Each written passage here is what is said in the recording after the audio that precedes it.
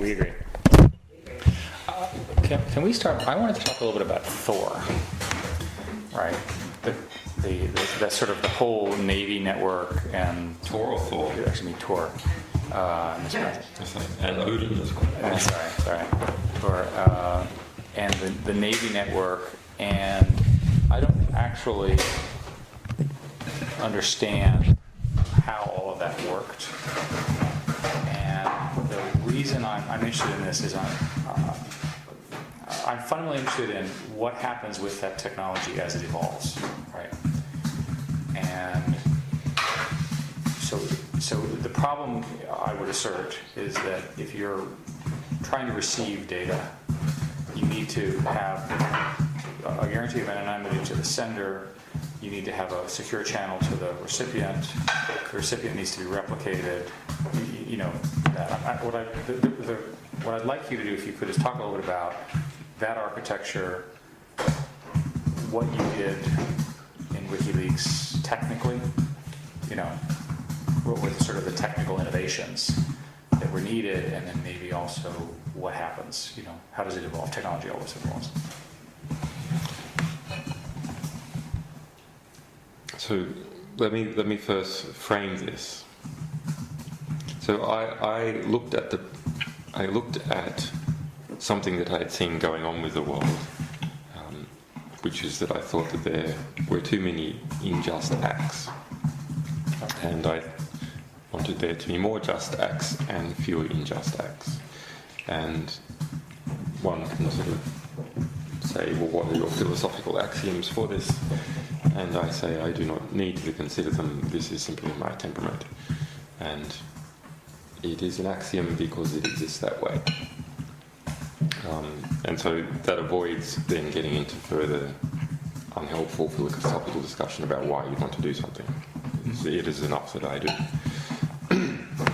So in considering how unjust acts are caused and what tends to promote them and what promotes just acts, I saw that human beings are basically invariant. That is, that their inclinations and biological temperaments hasn't changed much over many thousands of years, and so therefore the only playing field left is what do they have and what do they know. And have is something that is fairly hard to influence. So that is, what resources do they have at their disposal, and how much energy they can harness, and what are the food supplies and so on.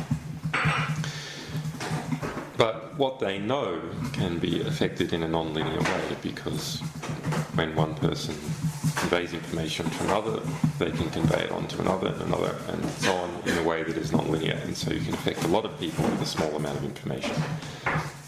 And therefore you can change the behaviour of many people with a small amount of information. So the question then arises as to what kinds of information will produce behaviour which is just and disincentivise behaviour which is unjust. So all around the world there are people observing different parts of what is happening to them locally. And there are other people that are receiving information they haven't observed firsthand. And in the middle there are people who are involved in moving information from the observers to the people who will act on information. And so these are three separate problems that are all coupled together. And I felt that there was a difficulty in taking observations and putting them in an efficient way into a distribution system which could then get this information to people who would act on it. And so you can argue that companies like Google, for example, are involved in this middle business of moving information from people who have it to people who want it. The problem I saw was that this first step was crippled. And often the last step as well, when it came to information that governments were inclined to censor. So we can look at this whole process as the fourth estate, or justice produced by the fourth estate. And so you have some kind of pipeline.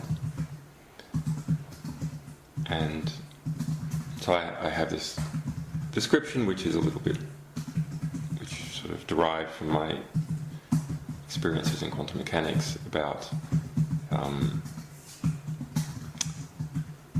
looking at the flow of particular types of information which will affect some change in the end.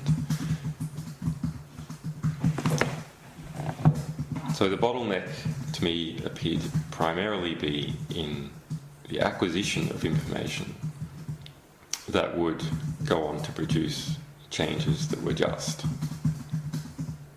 And in a fourth estate context, the people who acquire information are sources. People who work on information and distribute it are journalists and publishers, and the people who act on it is everyone. So that's a high-level construct, but of course it then comes down to practically how do you engineer a system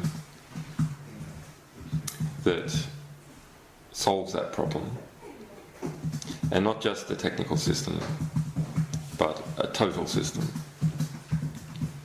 So Wiki Leaks was and is an attempt, although still very young, at a total system.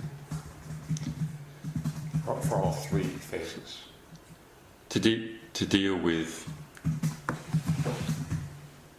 not for all three phases, but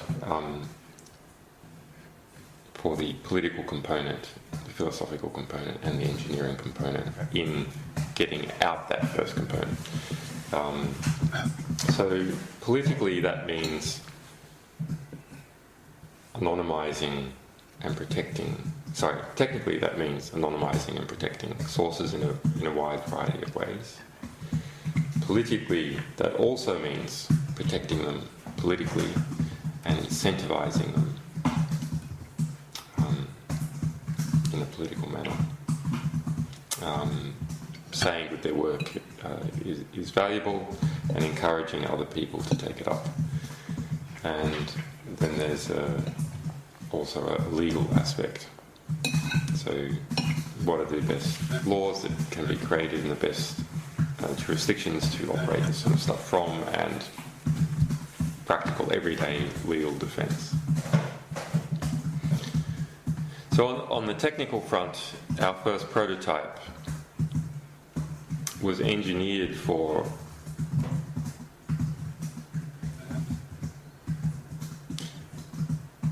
a very adverse situation where publishing would be extremely difficult, and our only effective defense in publishing would be anonymity, where sourcing is as difficult as it still currently is for the national security sector, and where internally we had a very small and completely trusted team. So here publishing means the question of the site itself and making the material public. Yeah, making the primary source material public. Yes. That's what I mean by publishing. So the first step was to make that done correctly. It was clear to me that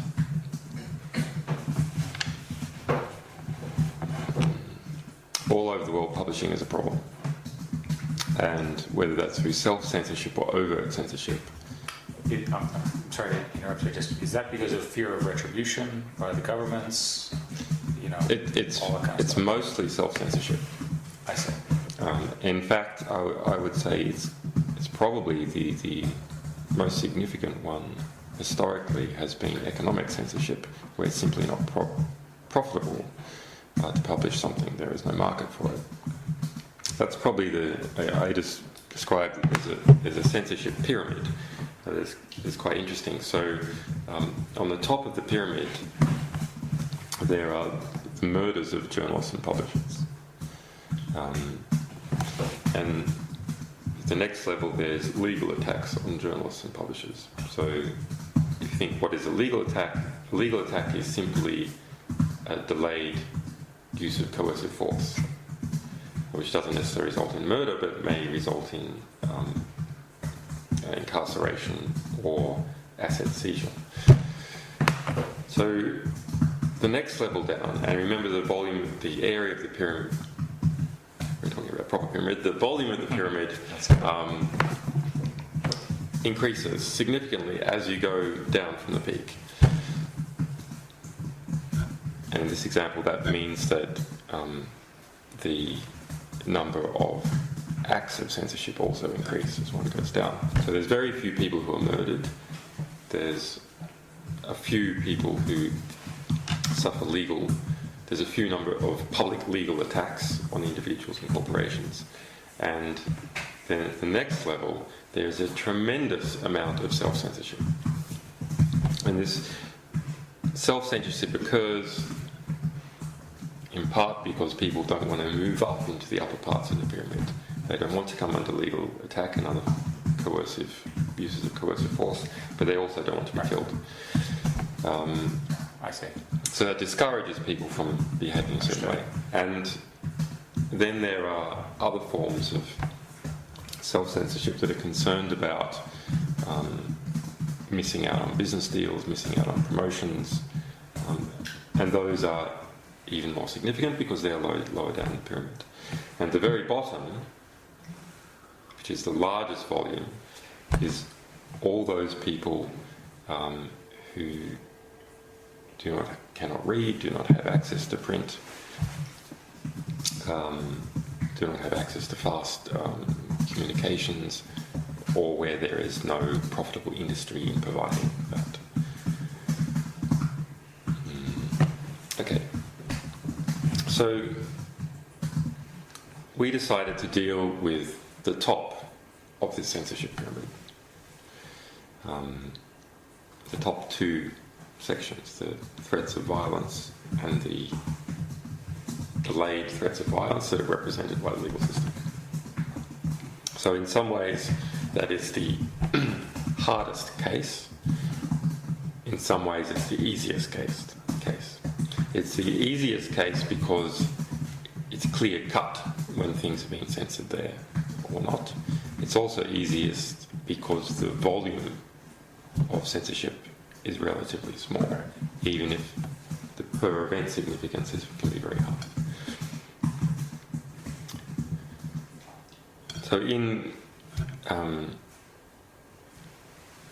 So before Wiki Leaks had, although of course I had some previous political connections from other activities, we didn't have that many friends.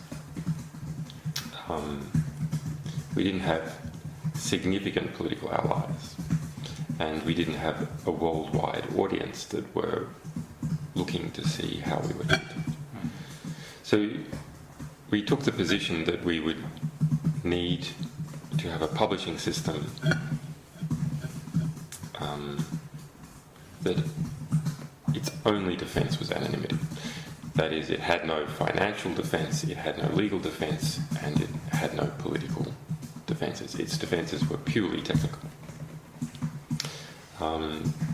So that meant a system that was well distributed at its front, with many domain names and a fast ability to change those domain names, a caching system, and at the back, tunneling through the Tor network to hidden servers.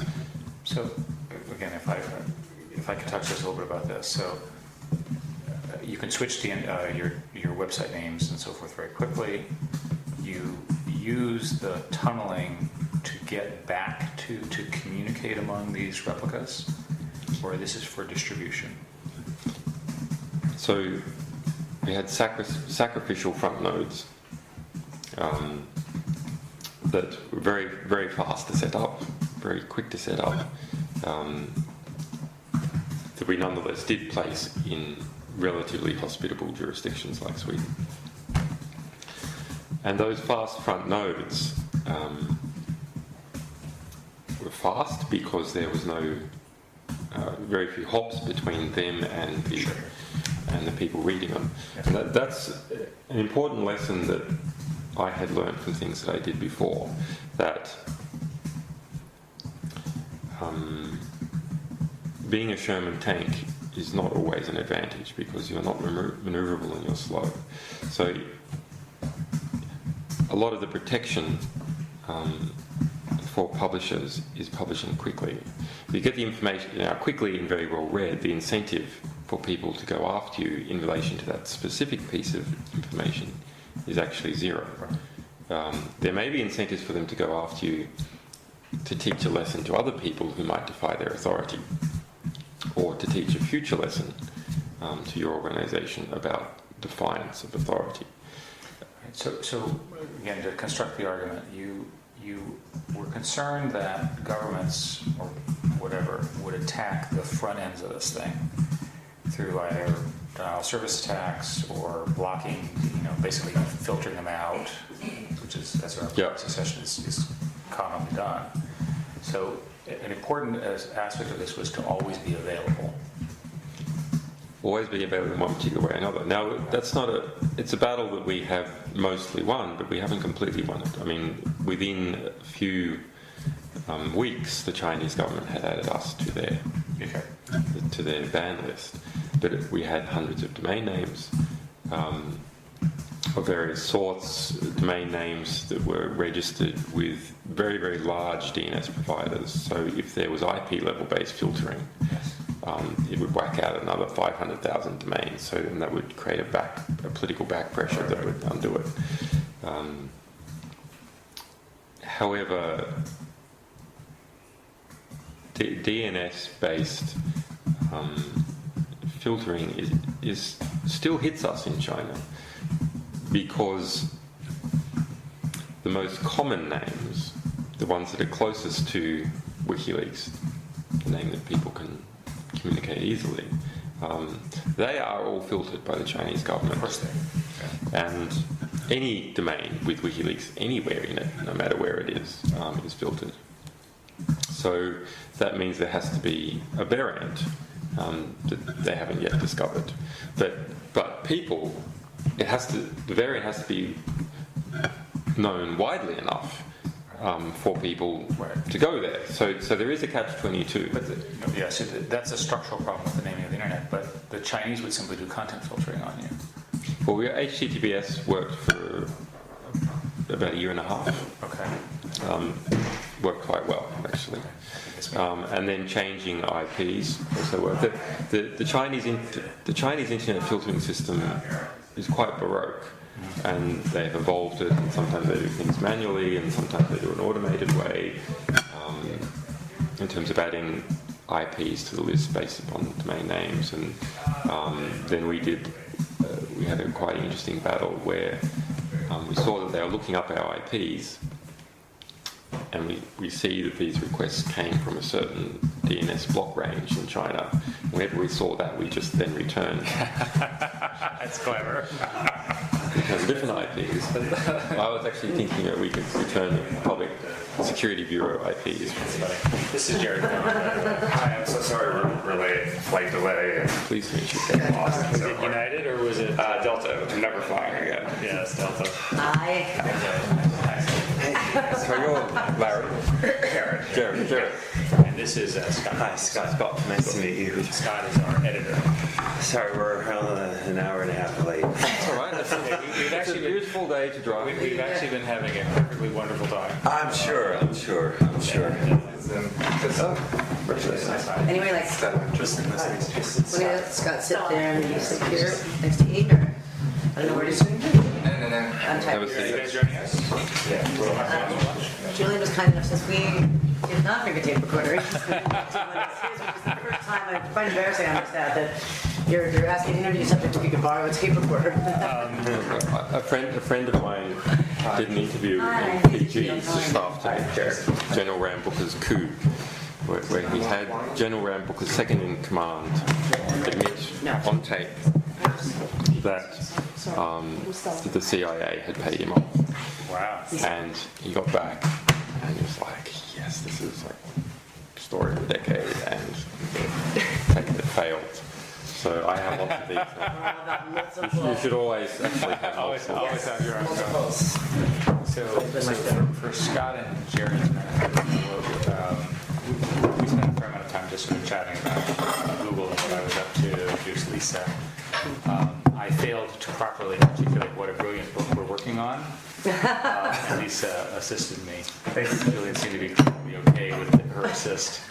And then what we agreed was that we would talk about technology directions and maybe the implications of all of this. And the deal was that this would be on the record for the book. We would have a transcript prepared. We would have an opportunity to modify, extend, improve its clarity, which all seemed rather reasonable to me. So we just started. We talked a little bit about that. We talked a little bit about sort of the general principles that he's articulated, and I was just starting to talk a little bit about the structure, why Wikileaks has been architected the way it is. And the rough summary there is that the concern that he had in architecting this was that if you look at the government's, the sort of the stuff that they do, the murder journalists, prison journalists, and that kind of stuff, his view was that we want to attack that problem by making a system that was very, very hard to block. Right? So the non-technical explanation of what he did is that he built a system where if they do the obvious things to block them, it can essentially show up in another way. Change its name, have a replica.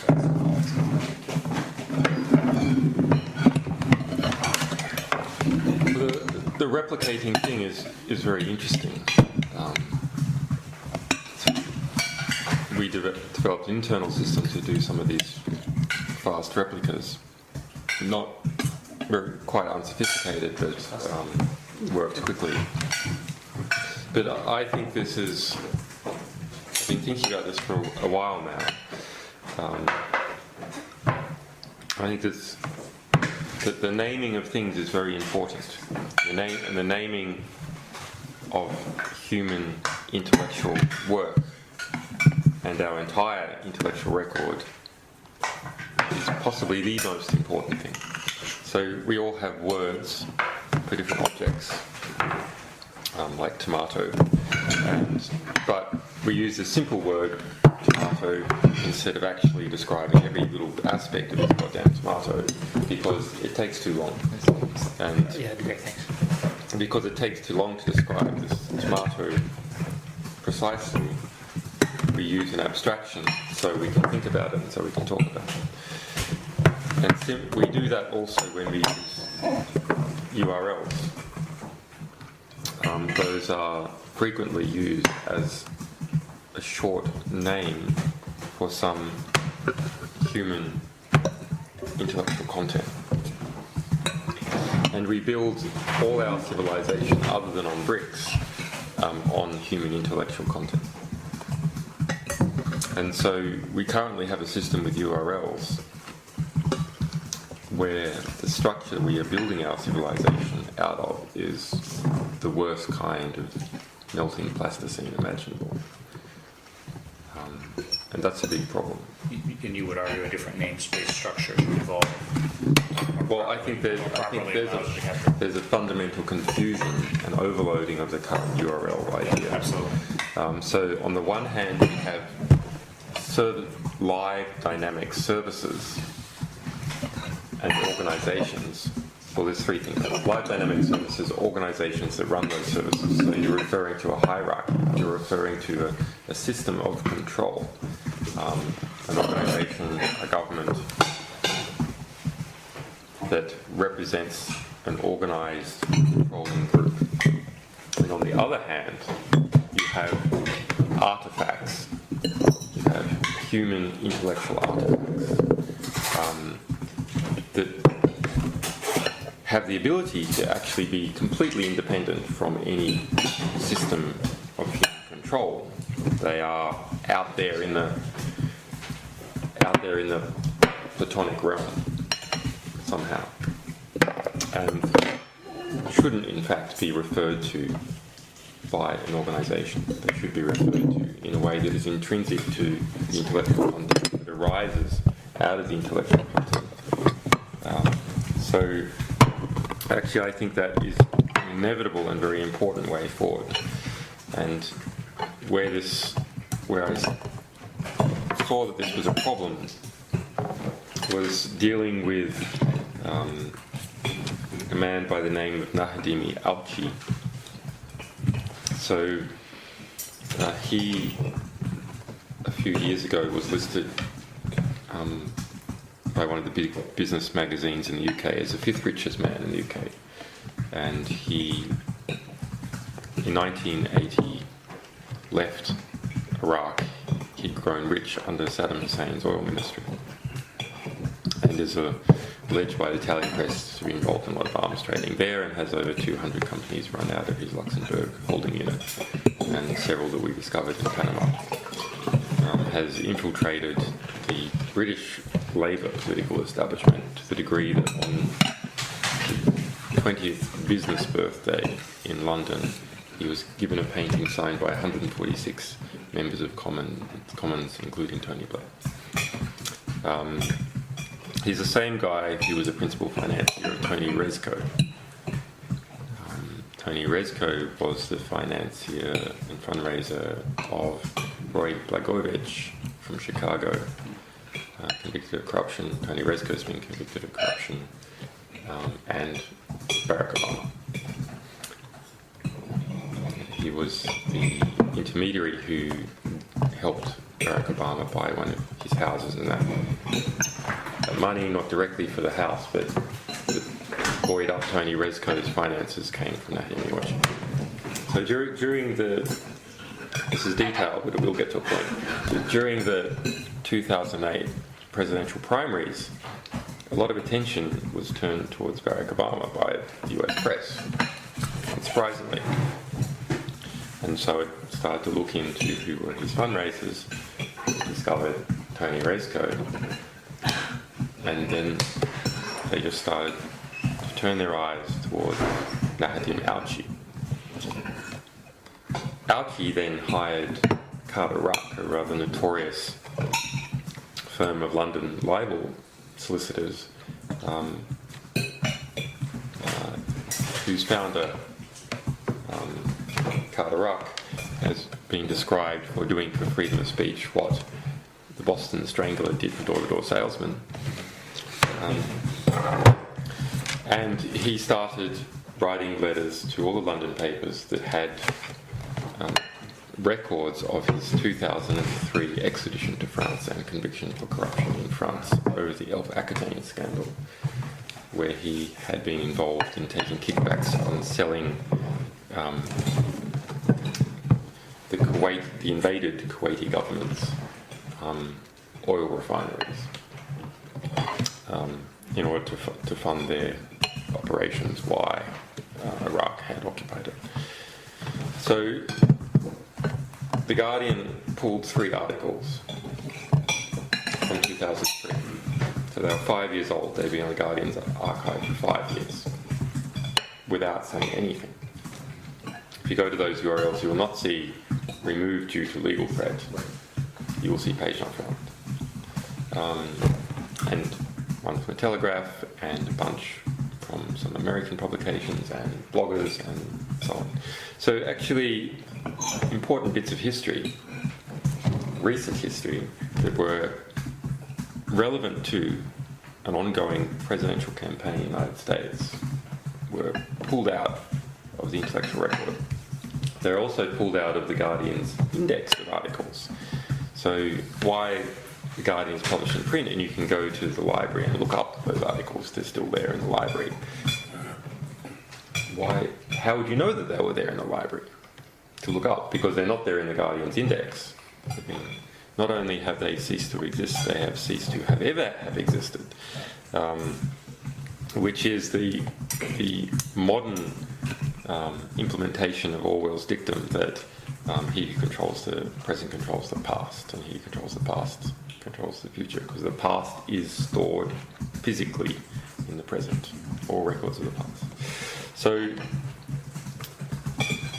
this issue of preserving politically salient intellectual content while it's under attack is central to what WikiLeaks does, because that's what we're after. We're after those bits that people are trying to suppress, because we suspect, usually rightly, that they're expending economic work on suppressing those bits because they perceive that they're going to induce some change. So it's the evidence of the suppression that you look for in order to determine value. Yeah, that's a very good, not precisely, but it's a very... Well, tell me precisely. Well, it's not a precise, it's not always right. It's a very suggestive... It's not perfect. It's not perfect, but it's a very suggestive signal that the people who know the information best, like the people who wrote it, are spending economic work in preventing it going into the historical record, preventing it going into the public. Why spend so much work doing that? It's more efficient to just let everyone have it. You don't have to spend time guarding it, but also it's more efficient in terms of your organisation, because all the positive unintended consequences of the information going around can come out. So No, I want water, but Eric took my... So we selectively go after that.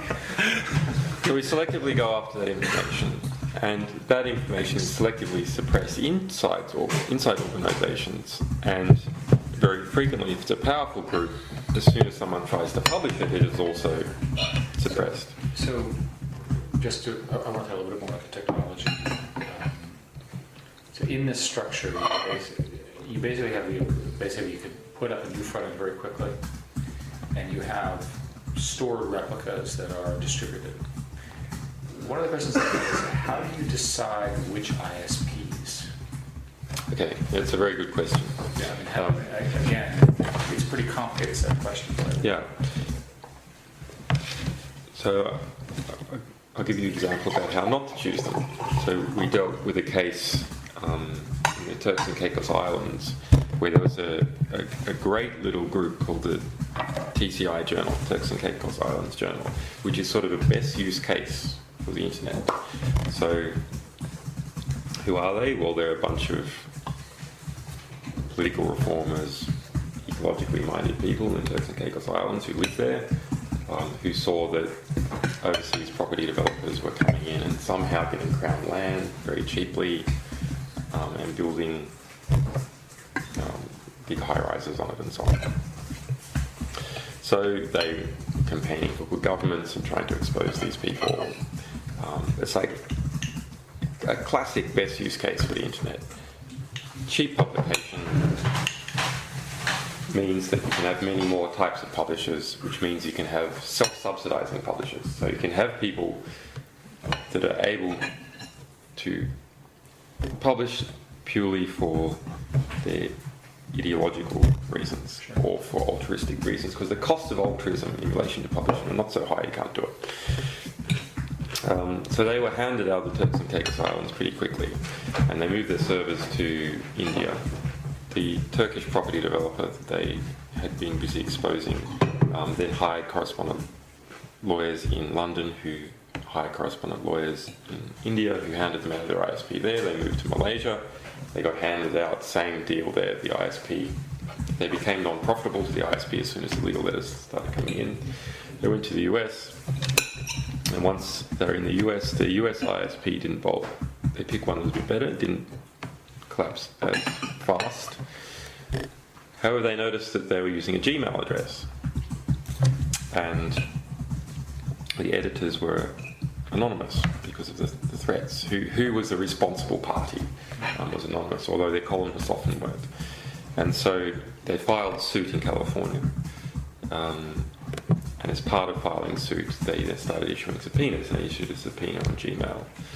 And the result was that Google told them that they had to come to California to defend, otherwise everything would be handed over.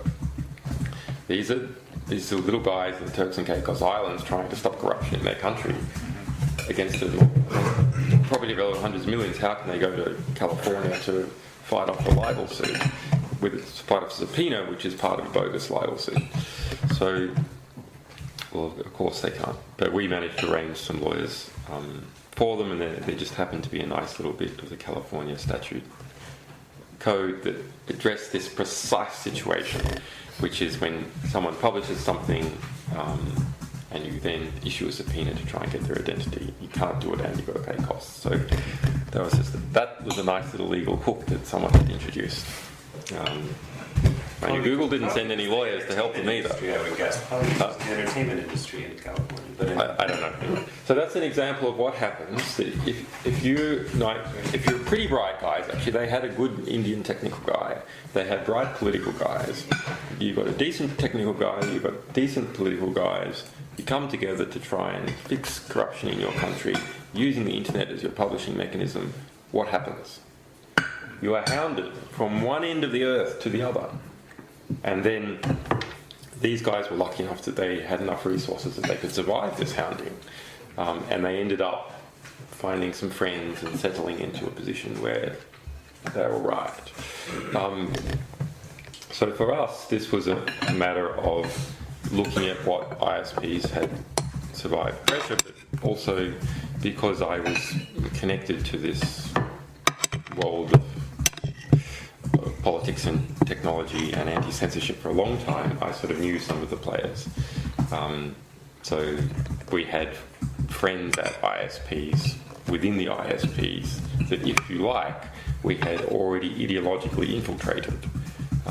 So we knew that they would fight in our corner if there was a request come in. We knew there was a decent chance that if subpoenas were served, even ones that had gag orders on them, we'd still find out about it. So how can someone do it who's not in that world? Well, the answer is not easily. You can look at ISPs that Wiki Leaks has used, or is currently using, is probably a better version of this, or that the Pirate Bay has used, or other groups that are tremendously under attack. In the case of the little ISP, and it is often a little ISP that is like this. In the case of little ISP, PRQ in Sweden, that was founded by Gottfried, whose pseudonym is Anakata. He's one of the technical brains behind the Pirate Bay. So they had developed a niche industry, also along with Bahnhof, a bigger ISP in Sweden, of dealing with refugee publishers, and that is the correct word for it, the correct phrase for it, that they are publishing refugees. So they had, at that time, other than us, Malaysia Today, which had to flee, sorry, not Malaysia Today, the American Homeowners Association, which had to flee from property developers in the United States. The Kovac Center, so a Caucasus News Center, which is constantly under attack by the Russians. In fact, PRQ was raided several times by the Swedish government after leverage from the Russian government. The Rick Ross Institute on Destructive Cults, which is a constant American-based outfit, had been sued out of America by Scientology and so on.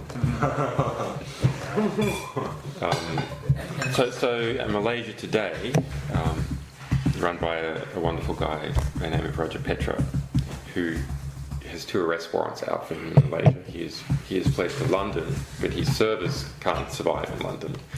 They're in Singapore and the United States. But again, the that's a means of other sites that participate in this. Yes, so we have some 1,400, but those are, we have mirrors that are voluntary as well as... So those are basically just opt-in mirror sites, Yeah. right? They determine their own risks. We don't know about them. We can't guarantee they're at all trustworthy, Okay. etc. But they do increase the numbers. And when you've been quoted in the press as saying that there's a much larger store of information that's encrypted and distributed. Is it distributed in those sorts of places? No, Is that's an open. We openly distribute backups of encrypted backups of materials that we view that are highly sensitive, that we are to publish in the coming year. Got it. Not as some people have said, so we have a thermonuclear device to use on our opponents, but rather so that there is very little possibility that that material, even if we are completely wiped out, Yes. will be taken from the historical record. And eventually you'll reveal the keys necessary to decrypt. No, ideally we will never reveal the key, I see. because there's things like, so redactions sometimes need to be done on this material. So it's, our view is that the material is so significant that even if we released it as is, with no redactions, that the benefits would outweigh the harm. But through redacting things, we can get the harm down even more. Yeah, and I understand that.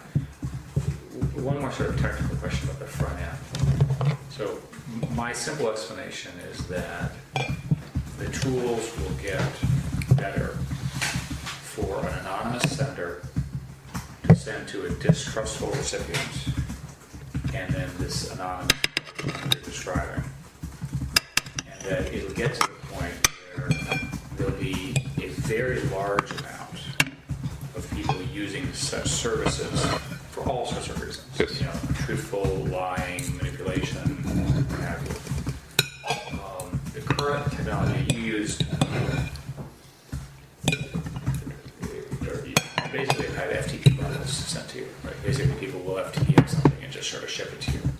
No, we have Is that correct? we have lots of different paths, and that's quite deliberate.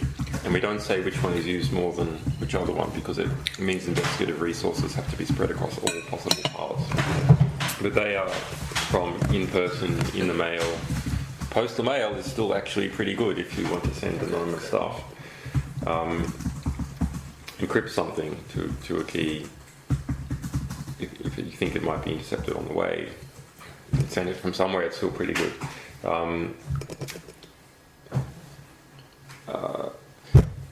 Straight HTTPS uploads, although they're not actually sort of straight, but to the user that looks like they're straight. Behind the scenes, all sorts of other stuff is going on. The biggest problem with computer security is not communication, it's endpoints. And so dealing with endpoint attacks, both on someone trying to send us information, and more importantly, because if someone trying to send us information is compromised, that's one compromise of one person. If our engine that receives information is compromised, that's a potential compromise of every person that's trying to submit us material. I guess I didn't ask my question quite right. Is there some new technology which, in your view, is going to materially change this sort of simple model that I have about there'll be a vast increase of Yes. this? Yeah. So What are those technologies? the most important one is naming things properly. So if we are able to name a video file or a piece of text in a way that is intrinsically coupled to the information there, there's no ambiguity. So a hash is an example of this. But then there's some variants. Maybe you want one that human beings can actually remember. Then it permits this information to be spread in such a way where you don't have to trust the underlying networks, and you can flood it. Why do you not have trust? Well, because you can sign the hashes. So you sign the name as well as the content. You can just sign the hash, Right, sign the hash. and that's the hash. If the name is like a hash, Yeah, then it's completely, it's unambiguous as to what it's unambiguous. representing. Yeah. So you're basically saying you have a provable name Yeah. as opposed to an alterable name. Yeah. Okay. And those sorts of mechanisms are evolving now. So we've been using something like this internally, and I've been writing a paper on to try and make this a standard for everyone. But you can see that they are actually evolving. So if we look at magnet links, have you seen these? So in BitTorrent, there's a sort of enhancement of BitTorrent, which is a magnet link, and a magnet link is actually a hash. Okay, got it. So it is hash addressing. It doesn't point to any particular server. Rather, there's a big hash tree and a distributed hash tree over. I don't know how technical I can get. Please. There's a big distributed hash tree over many millions of computers involved in the hash tree. And many entry points into this hash tree. So it is very hard to censor. And the addressing for content is on the hash of the content. And Right, yeah, so you're basically using the hash as the address, and then you do the addressing within the namespace to provide it. So as long as you have assigned, as long as you can get the hash. you can't hide it. Well, there's a question as to you've got to name something, you've got a hash, but what does that tell you? Nothing really, because it's not really human readable. So you need another mechanism to get the fact that that's important to you. Sure. And that is something like Wiki Leaks signs that and says that It's is an interesting piece of an interesting piece of information. We have verified that it is true. So, but once you feed that information into the system, then it becomes very unclear how it got into that system, or how you can get rid of it from the system. And if you do get rid of it, if someone does manage to get rid of it, you know for sure that it's been gotten rid of, because the hash doesn't resolve to anything anymore. Similarly, if someone were to modify it, the hash changes. I was going to say, why would they just rename it rather than... They can't, because the name is intrinsically coupled to the intellectual content. I think the way to explain this, to summarize the technical idea, is take all the content of the document, come up with a number.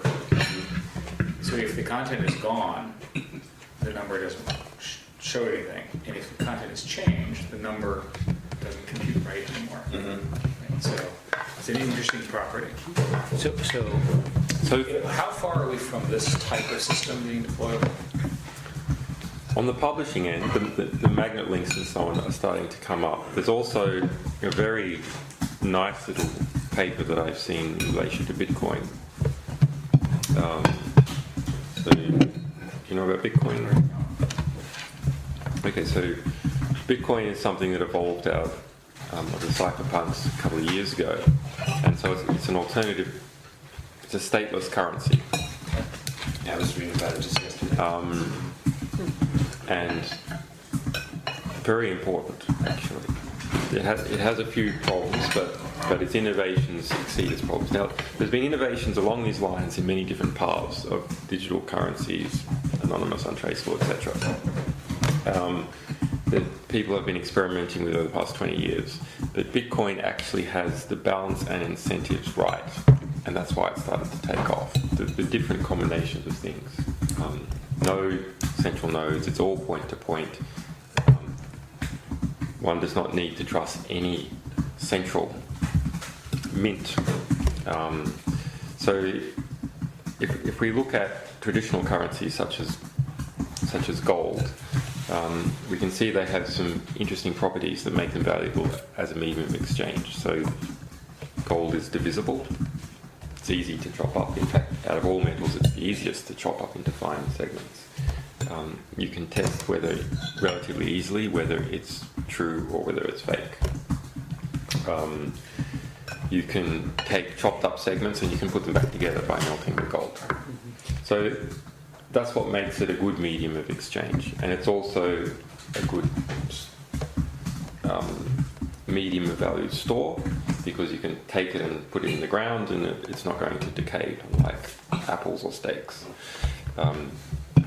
So the problems with traditional digital currencies on the internet is that you have to trust the mint not to print too much of it.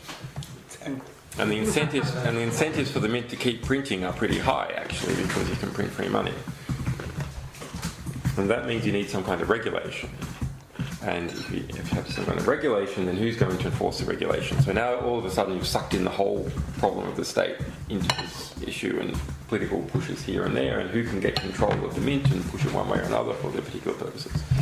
So Bitcoin instead has an algorithm where where anyone can be their own mint. So they're basically just searching for collisions with hashes. So a simple way, they're searching for a sequence of 0 bits on the beginning of the thing. And you have to randomly search for multiple hashes to do this. So there's a lot of computational work to do this. And each Bitcoin bit of Bitcoin software that is distributed, that work algorithmically increases as time goes by. So the difficulty in producing Bitcoins becomes harder and harder and harder. That's built into the system. Just like the difficulty in mining gold becomes harder and harder and harder, and that's what makes people predict that there's not going to be a sudden amount of gold in the market. Rather, To enforce his scarcity. right, enforce scarcity, and the scarcity will go up as time goes by. And what does that mean for incentives in going into the Bitcoin system? That means that you should get into the Bitcoin system now, early. You should be an early adopter because your Bitcoins are going to be worth a lot of money one day.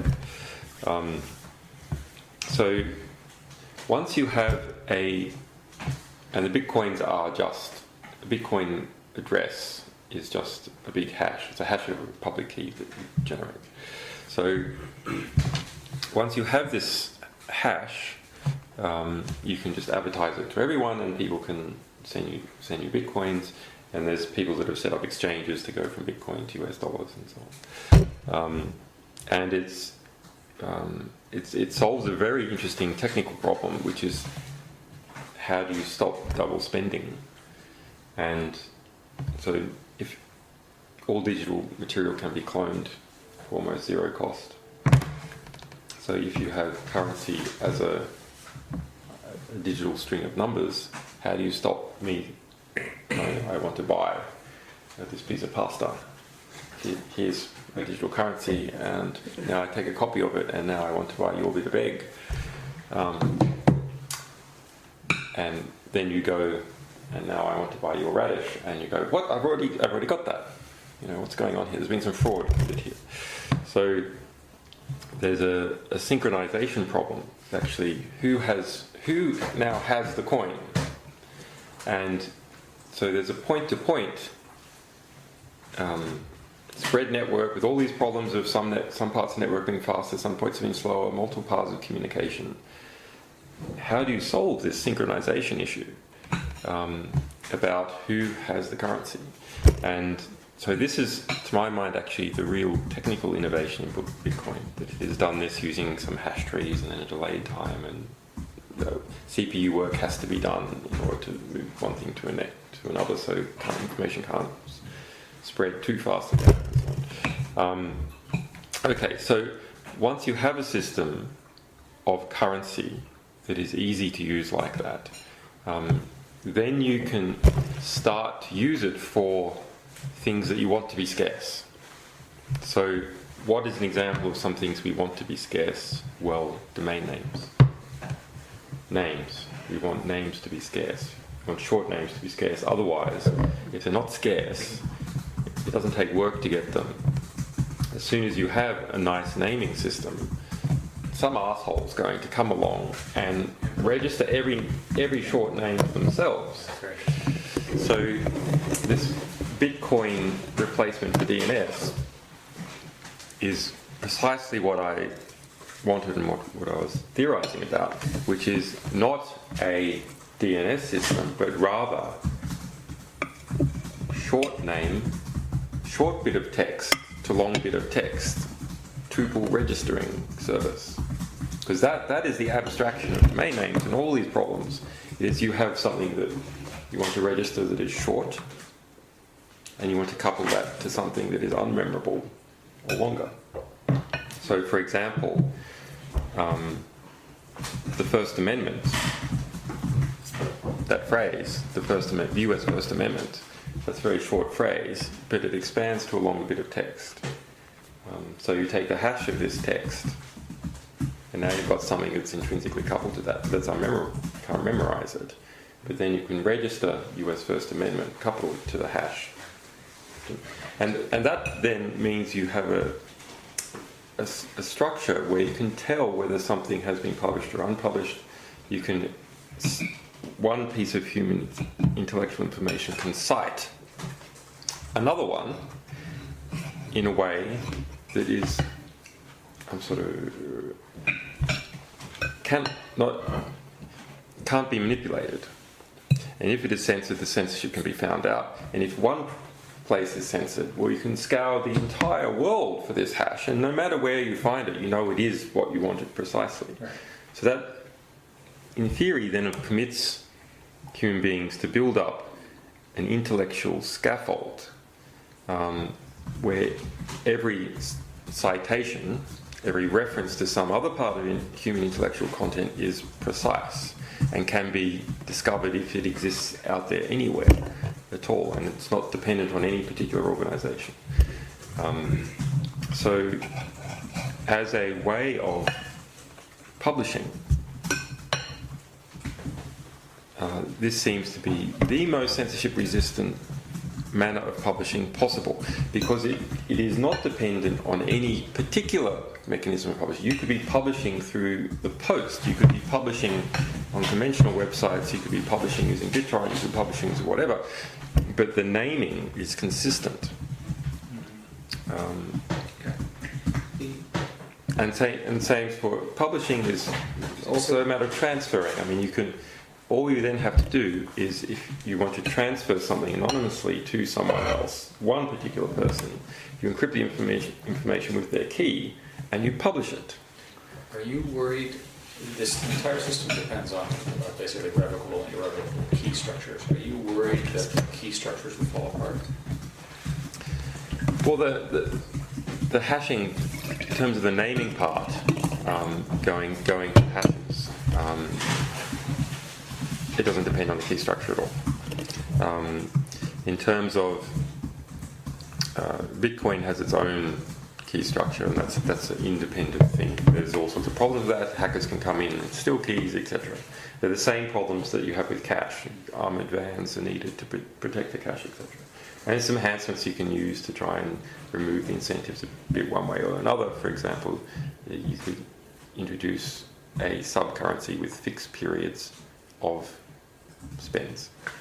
So you can retract for 1 week or 1 day, and a merchant will accept or not accept. But the average person doesn't understand that when the RSA was broken into, an awful lot of very important keys involving commerce were taken presumably by the Chinese.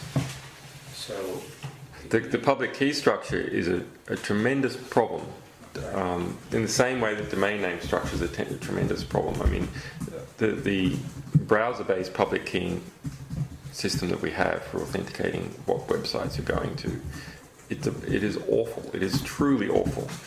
The number of people that have been licensed to mint keys is so tremendous. There's ones that have gone bankrupt and been bought up cheap by Russian companies. We can assume, I have been told actually, that VeriSign, by people who are in the know, although I'm not yet willing to put on the public record, because I've only had one source. Just between you and me, I have one source that says that VeriSign has actually given keys to the US government. So, not all, but just particular keys. So, that's a big problem with the way things are authenticated presently. I mean, there are some traditional alternative approaches, like PGP has a web of trust. I don't think those things really work. What I think does work is something close to what SSH does, and that's probably the way forward, which is it is opportunistic key registration. So as part of your interaction, the first time you interact, You register the keys. you register your keys. And then if you have a few points of keying in some kind of flood network, then you can see that, well, lots of people have seen that key many times in the past. So I have one more sort of technical question, and I think we should probably, and Scott, I think you were sort of, you were driving. I'm ready. Ideas, but when we were sort of chatting initially, we talked about sort of my idea that empowering, mobile phones being empowered is sort of changing society. And your rough summary of your answer for everybody else was that people are pretty much the same, and something big has to change their behavior. This might be one of them. And you said that you were very interested in somebody building in phone-to-phone encryption. Can you talk a little bit about roughly the architecture where you have a broad open network and you have person-to-person encryption? What does that mean technically? How does it work? Why is it important? That kind of stuff. I think people don't understand any of this area. When we were dealing with Egypt, we saw the Mubarak government cut off the internet, and we saw only there was one ISP that quite a few of us were involved in trying to keep its connections open. It had 6% of the market. Eventually, the Mubarak government also cut off the mobile phone system. And why is it that can be done? People with mobile phones have a device which can communicate in the radio spectrum. In a city, they're high density.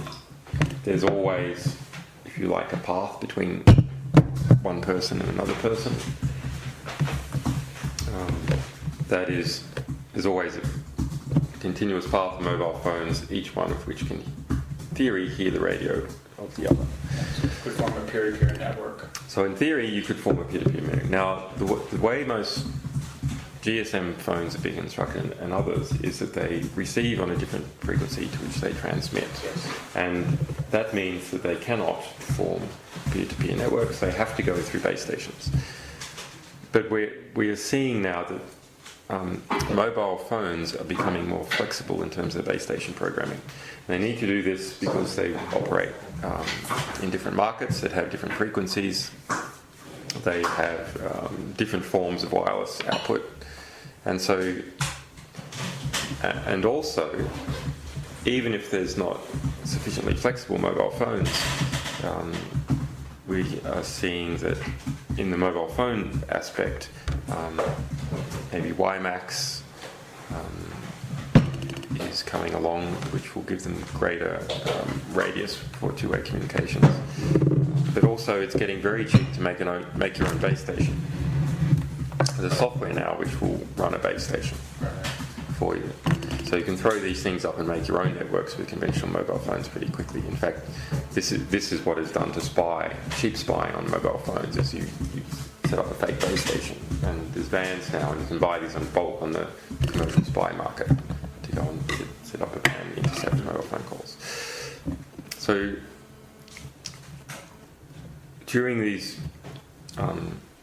revolutionary periods, the people involved in the revolution have to be able to communicate. And if they need to be able to communicate in order to plan quickly and also to communicate information about what is happening in the environment quickly, so they can dynamically adapt to it and produce the next strategy. So where you only have the security services being able to do this, and you've turned the mobile phone system off, security services have such a tremendous advantage compared to people that are trying to oppose them. If you have a system where individuals are able to communicate securely and robustly, despite what security services are doing, then security services have to give more ground. It's not that the government's necessarily going to be overthrown, but rather they have to make more concessions. They have their network. So you're arguing that even with existing phones, they could be modified to have peer-to-peer encrypted tunnels for voice and data, presumably. Voice is a bit harder. What we did in internally in this prototype I designed was which only works for medium-sized groups. It's sort of a peer-to-peer flood UDP encrypted network. UDP permits you to put lots and lots of covered traffic in because you can send stuff to random internet hosts. Oh, And this is clever. So that way you can't be blocked, right? yeah. Because UDP is a single packet, right? Yeah. So you send it to random internet hosts, and a random internet host doesn't respond, which is exactly the same thing as a host that is receiving stuff. You can even structure, and using this you can do hole punching through firewalls. And it means that normal at-home people can use this. They don't need to have a server. And it's very light bandwidth, so you can put it on mobile phones as well. So the sort of the killer application is not lots of voice, rather it is chat rooms. Small chat rooms of 30 to 100 people. That is what revolutionary movements need. And they need it to be secure, and they need to be robust. And the system I did was protocol independent. So yes, you've got your encapsulating thing, UDP or whatever. But in theory, you could be pushing it over SMS, you could be pushing it over TCP, you could be pushing it whatever. You could be using it on a mobile phone, you could be using it on a desktop, etc. So if you can put that into one big mesh, then all you need, even when the whole country is shut off, you just need one satellite connection out. And your internal network is then connected to the rest of the world. And if you've got a good routing system, so if it's a small network, you can use the flood, and thereby a flood network takes every possible path, therefore it must take the fastest possible path. Okay. So a flood network will always find a way, but it doesn't scale to large quantities. But if you've got a good routing system, you just need this one link out. And in Cairo, we had people who hacked Toyota in Cairo and took over their satellite uplink and used that to connect to this ISP that fed 6% of the market. And so that sort of thing was going on all this time. There was a hacker war in Egypt to try and keep this, I'm right to call it a radical, but this more independent ISP that provided 6% of the market up and going. But it shouldn't have been so hard. It should have been the case that all you need to do is just have one connection, and then the most important information could get out. And if you look at, if this is equivalent to SMSs, I mean, look how important Twitter is, look how important SMS is. Actually, human beings are pretty good at encoding the most important thing that's happening into a short amount of data. There's not that many human beings. There just aren't that many. So actually, one pipe you can. It's not a bandwidth problem. Yeah, it's not a bandwidth problem. So all you need is one pipe, and you can connect a country that's in a revolutionary state to the rest of the world, and points within that country, just as important cities within that country. And it's not that hard a thing to do, quite frankly. Scott, I think one of It's hard to stop. It's so interesting. I actually have like 5 hours more time. I know, because it's like one thing and then there's like more. It's no, I totally know. How would you architect this? How would you architect that? Yeah. I think my summary would be that this notion of a hash ID of the name is a very interesting one, because I had not linked it to Bitcoin. That kind of approach, that scarcity. That's a new idea for me. Have you published that idea? I've published, not the link to Bitcoin, Okay. that paper that came out about coupling something to Bitcoin was just trying to address the DNS issue. But fortunately, the guy who did it understood that why just have quartets? Why limit it to IP addresses? Was this sort of natural in the way to code the thing to have it go to any sort of expansion? But the idea for the there should be this naming system, the importance of this naming system, the importance in preserving history and doing these scaffolds and that Nahdi thing. Yeah, so that's on the site under the Hansel. I think it's part 1 of the Hansel Rick interview. Okay. I think we should study this quite a bit more, and maybe we have a few more questions about it. The other comment I would make is that on the assumption that what you're describing is going to happen, it's probable that the incentive structure you're describing. I've had these ideas for several years, but now I see that other people are also getting them. There's enough people who are interested in solving the problem we're trying to solve that. On the internet, you tend to see a lot of experiments. What I'm trying to see is how would I attack it? How would I attack your idea technically? And I still think I would go after the signing and the key infrastructure. Well, there's different parts. Break the keys. There's different parts of the idea. So,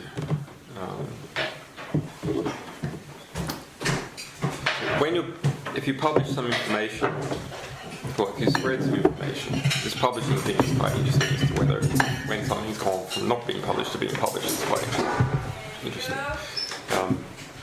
So if you spread some information and you put it well labeled using a hash.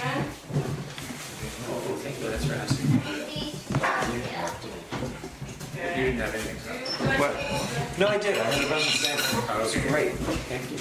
That hash is important. Is something that has to spread in another way. So that's, say, by Wiki Leaks signing the hash. But there's many ways for it to spread. I mean, people could be swapping that hash in email. They could be telling each other on telephone, etc. Yeah, you're saying that all of these systems do not have a single point of attack. So I can break down your HTTPS, but you can still use the U.S. Postal Service to send. Exactly. And you would know that you were getting the right thing because of this naming is completely accurate. Well, I'm just wondering, sort of,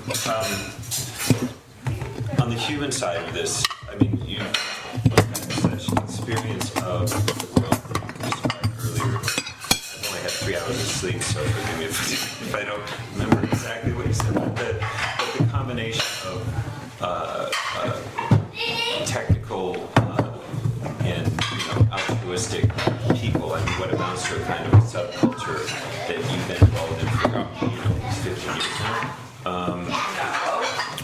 So you know how that subculture works, and that subculture needs to either sort of, I guess, stay the same or expand in order to do the work that you're describing. And so, since our book is about It's dramatic. 10 years away, It's dramatically what are the expanded. patterns there in terms of the people part, rather? Yeah. So that's.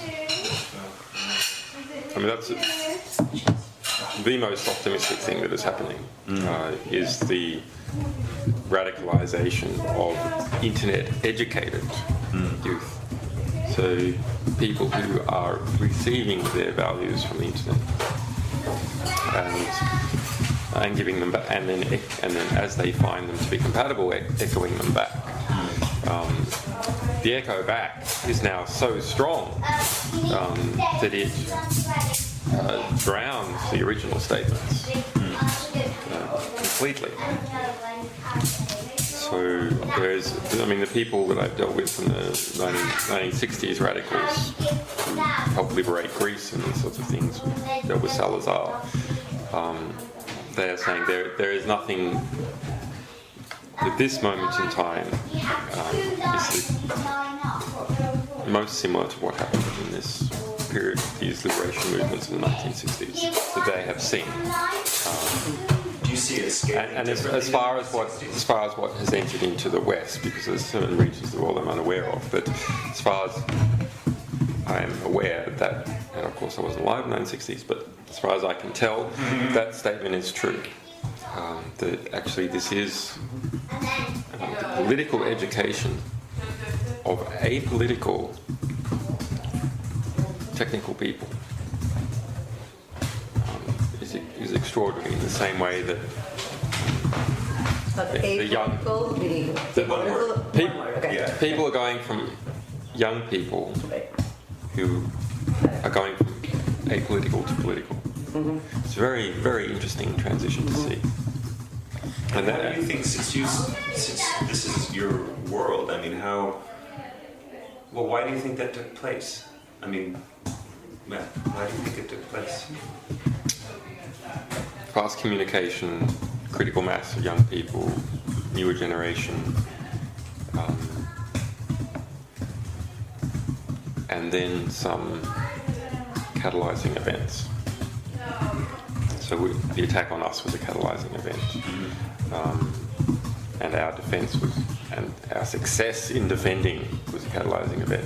I don't know. Do you remember the PGP case and that grand jury, Zimmerman's on? So I wrote half a book on that. It was never published because my co-writer had children.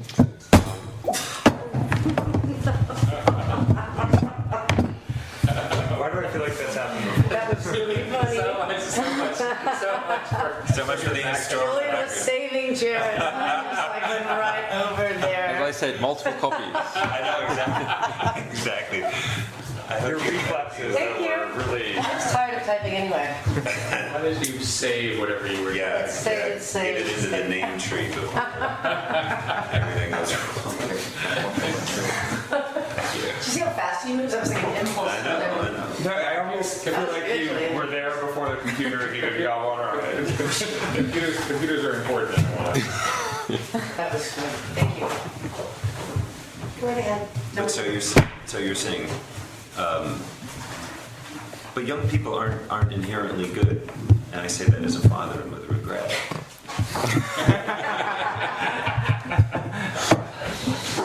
Oh no, I think that actually.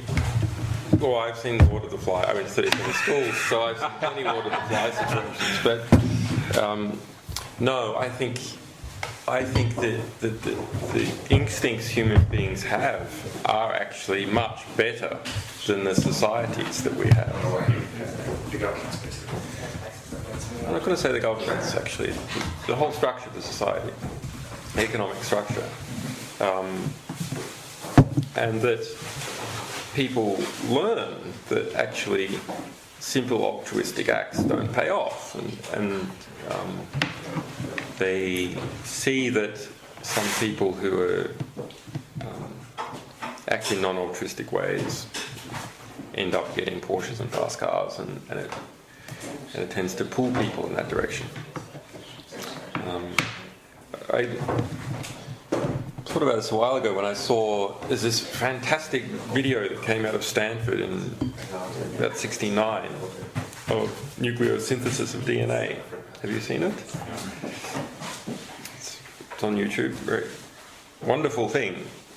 So it's explaining nuclear synthesis through interpretive dance, and so there's like 130 Stanford students out there pretending to be DNA, and another a whole bunch pretending to be a ribosomal subunit, and blah, blah, blah, blah, and all wearing the hippie clothes of the day, but they're all actually very bright people. So, and I looked at that and thought, could Stanford, and it was a very good bit of education. So it's not that it was cool and unusual, rather it was actually extremely instructive, and before computer animation actually was the best representation of how a ribosomal unit behaves. Could you see Stanford doing that now? Absolutely impossible. It is far too conservative for it to do that now, even though that was an extremely effective bit of education. You can bet everyone who was in that dance remembers exactly how nuclear synthesis occurs, because they all had to remember their parts. And I remember it, having seen it. Rather, that period of peak earnings for the average wage in the United States was, 77? That certain things simply happened. That those people who were altruistic and not too concerned about finances and fiscalisation simply lost power relative to those people who are more concerned about finances and fiscalisation and worked their way up in the system. So certain behaviours were disincentivised and others were potentiated. And that is primarily, I believe, as a result of technology that enables fiscalization. So fast bank transfers, the IRS being able to account for lots of people, it sucks people into a very rigid fiscalized structure. So you can have a lot of political change in the United States, but will it really change that much? Will it change the amount of money in someone's bank account? Will it change contracts? Will it void contracts that already exist, and contracts on contracts and contracts on contracts and contracts? Not really. So actually, I say that free speech in many places, in many Western places, is free not as a result of liberal circumstances in the West, but rather as a result of such intense fiscalization that it doesn't matter what you say, i.e. the dominant elite doesn't have to be scared of what people thinks, because a change in political view is not going to change whether they own their company or not. It is not going to change whether they own a piece of land or not. But China is still a political society, although it is rapidly heading towards a fiscalized society. And other societies, like Egypt are still heavily politicized. And so their rulers really do need to be concerned about what people think. And so they spend apportionate efforts on controlling freedom of speech. Anyway. So if you were... So I think young people actually have fairly good values. Of course, it's a spectrum and so on. But they actually have fairly good values most of the time. And they want to demonstrate them to other people. And you can see this when people first go to university and so on. And they become hardened as a result of certain things having a payoff and other things not having a payoff. Studying for an exam constantly, even though in some cases the work is completely mindless and pointless, has a payoff at the end of the year, but going and talking to someone doing a favour doesn't have a payoff at the end of the year. And so it just disincentivise some behaviours, incentive other. But let me tease out of this a little bit. I mean, it sounds like you've got a view of the globe with certain societies where the impact of technology is relatively slight, certain societies where politically the impact of technology can be quite great, and certain societies where it would be in a sort of middling way, and you would put China into the middling category. I mean, well, it's starting to be. It's all about technology and social transformation 10 years down the line. What's the globe that you see given the structure you're describing? I'm not sure with the impact on China. It is still a political society, so the impact could be very great. I mean, I often say that censorship is always cause for celebration. It is always an opportunity because it reveals fear of reform. It means that the power position is so weak that you've got to care what people think. Right. It's like you find the sensitive documents by watching them hunt. Exactly. This is a very interesting article. Sorry, I didn't interrupt. So when the Chinese express all this energy on censoring in all these novel ways, do we say that it's a complete waste of time and energy, or do they have a whole bunch of experience managing the country and understand that it matters what people think? I say it's much more reasonable to interpret it as that different groups, different actors within China who are able to control that censorship system understand correctly that their power position is weak and they need to be careful what people think, so they have to censor. So the state's rational, at least in its repression. I'm always worried about talking about the state because it's all individuals acting in their own perceived interests, this group or that group. Fair enough. Yeah. Even the censors in China, the Public Security Bureau, and people below them, why do they censor stuff, and what do they censor first? I'll tell you what they censor first. They censor first the thing that someone in the Politburo might see. That's what they censor first. They're not actually concerned about darknets. Sorry, about... They're not concerned about darknets because their bosses can't see what's on the darknet, and so they can't be blamed for not censoring it. We had this fantastic case here in the UK. We got a whole bunch of classified documents from the UK military, and published a bunch. And then later on, we did a sort of preemptive FOI, which we do occasionally on various governments where we can. So we did it on the UK Ministry of Defence, just to see whether they were doing some investigation, just sort of a source protection thing to understand what's going on. And so we got back first they pretended not to give us any documents, then we appealed, then we got back a bunch of documents. And so it showed that someone in there had spotted that there was a bunch of UK military documents on our website about their surveillance program, another 2,000-page document about how to stop things leaking, and that their number one threat to the UK military was investigative journalists. So that had gone into some counterintelligence, and they were like, oh my god, there's hundreds of pages and it's about all sorts of countries and it just keeps going, it's endless, 5 exclamation marks. And then it's like, okay, so that's the discovery phase. Now the what is to be done phase. What is to be done? BT has the contracts for the MOD. They told BT to censor us from them. So everyone in the UK MOD could no longer read what was on Wiki Leaks. Problem solved. Interesting. It's like their generals and their bosses and all these people could no longer see that we had MOD stuff on there. And so now there's no more complaints and their problem is solved.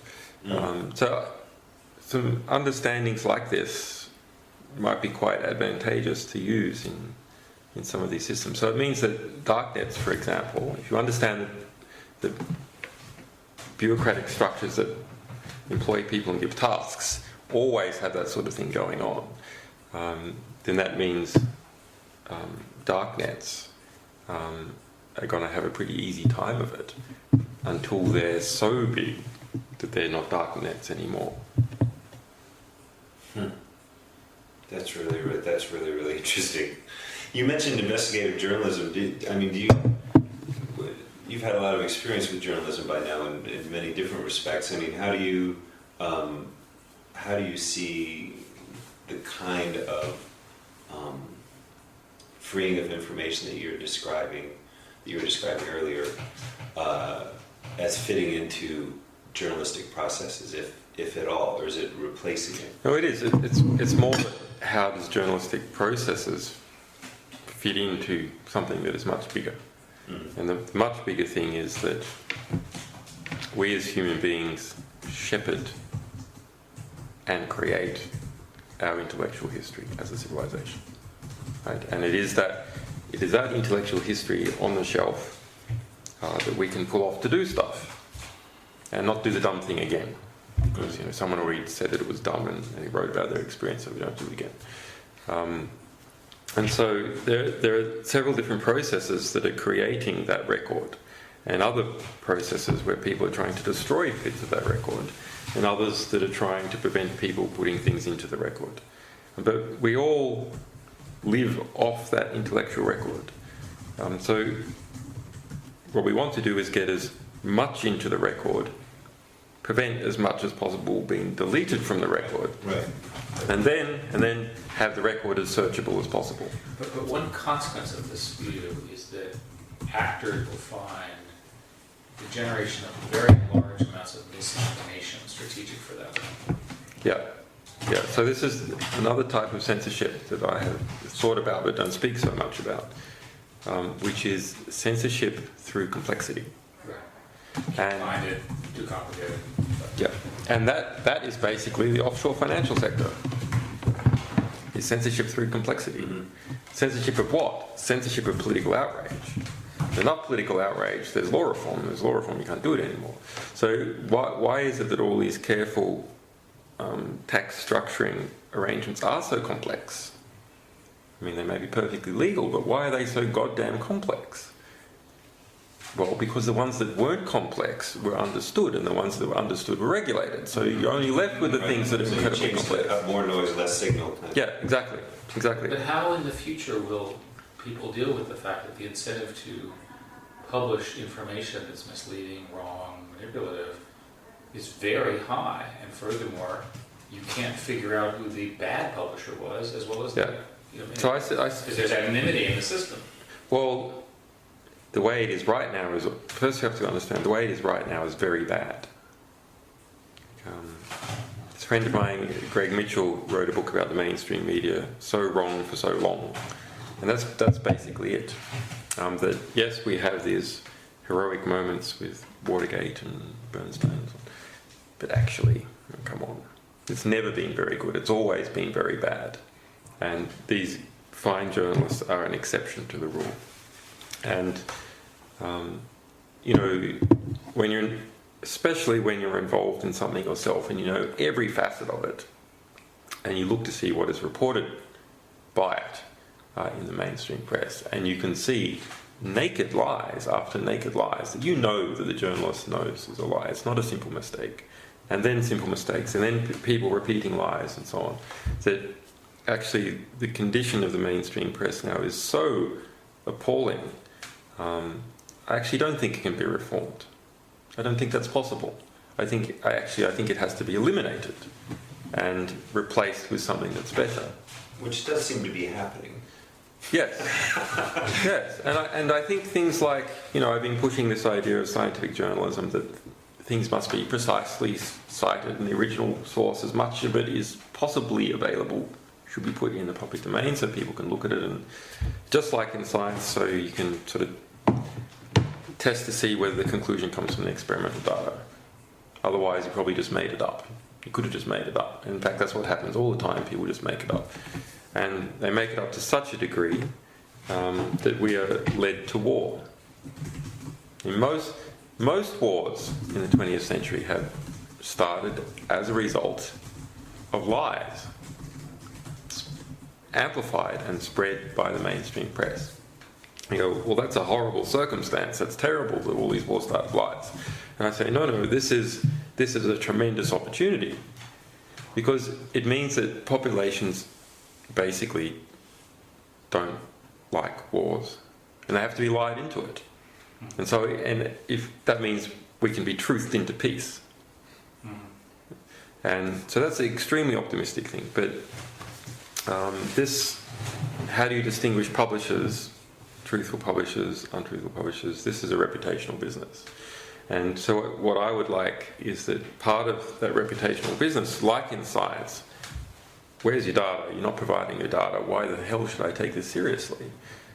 Is that now that we can publish on the internet, now that there is physically room for data, in a newspaper there's not physically room for the primary source. Now there's physically room for the primary source. It should be there, and we should create a standard that it should be there. And sure, people can deviate from this standard, but then, well, you're deviating from the standard. If you can't be bothered providing us with the primary source data, why should we pay any attention to what you're writing? You're not treating your reader with respect.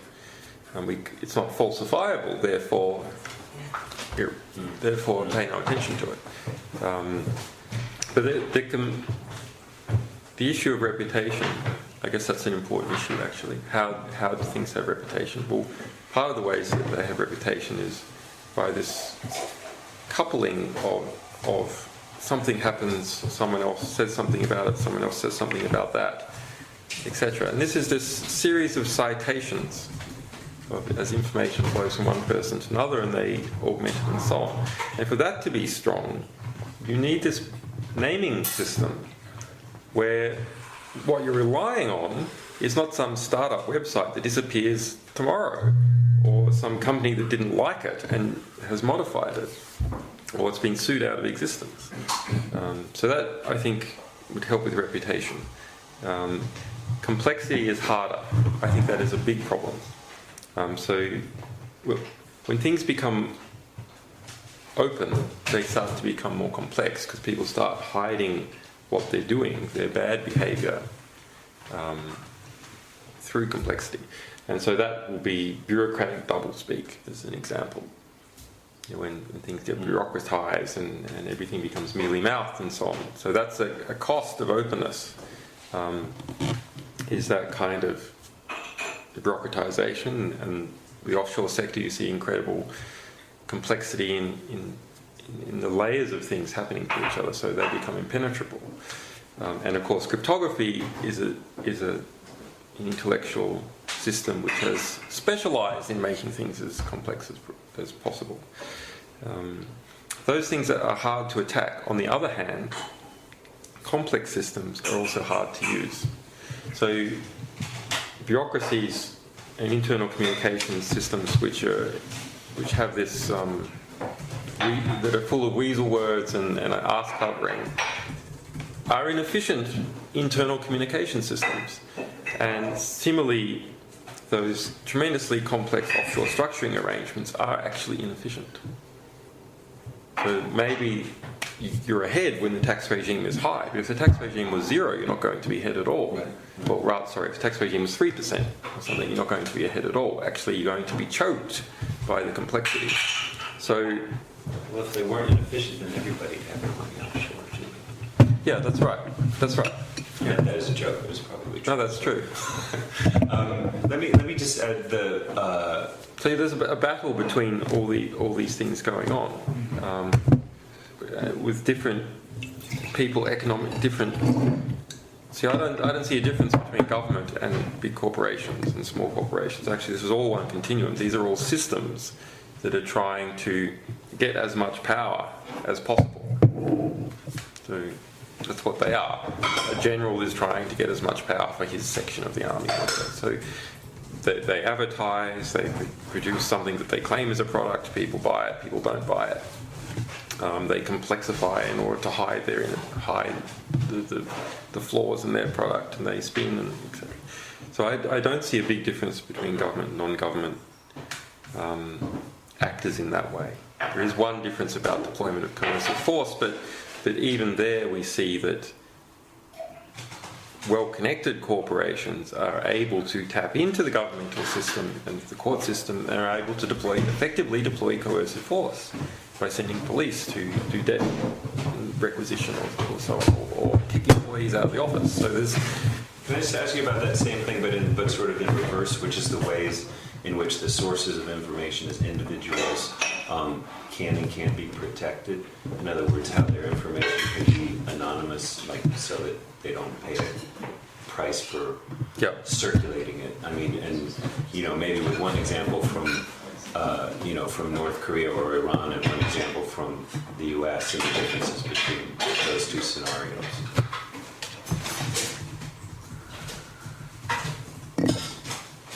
Well, there's many ways for people to transmit things anonymously. One of the greatest difficulties for sources is their proximity to the material. So if they have high proximity to it, and it's a limited number of people know it, it actually doesn't matter what technical mechanism you then apply on top. It can be quite difficult for them to evade scrutiny, and it doesn't matter what country or regime you're in. But systematic injustice, by definition, is going to have to involve many people. And so, while the inner sanctum of cabinet, maybe you can't safely get records out of this, but as those decisions start spreading down to lower levels, if they are to affect many people must actually have either the high-level planning that produces some unjust consequence, or the shadow of it. So maybe the whole plan isn't visible by the time it gets down to the grunts, but some component of it is visible. And this struck me when we got hold of the two main manuals for Guantanamo Bay.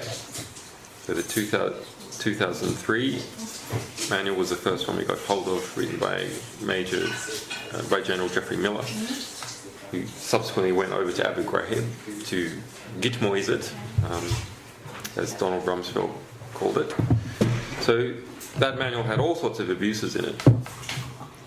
And one of the ones that I was surprised to see was explicit instructions to falsify records for the Red Cross. So, and how many people had read this manual? This was, all the prison captains at Guantanamo Bay had read this, and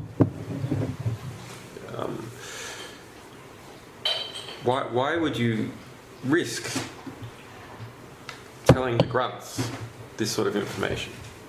It wasn't even classified. They had made it unclassified for official use only. Why? Because it's more expensive to get people who have classifications in. So when you want to hire all these contractors without classifications, it's cheaper.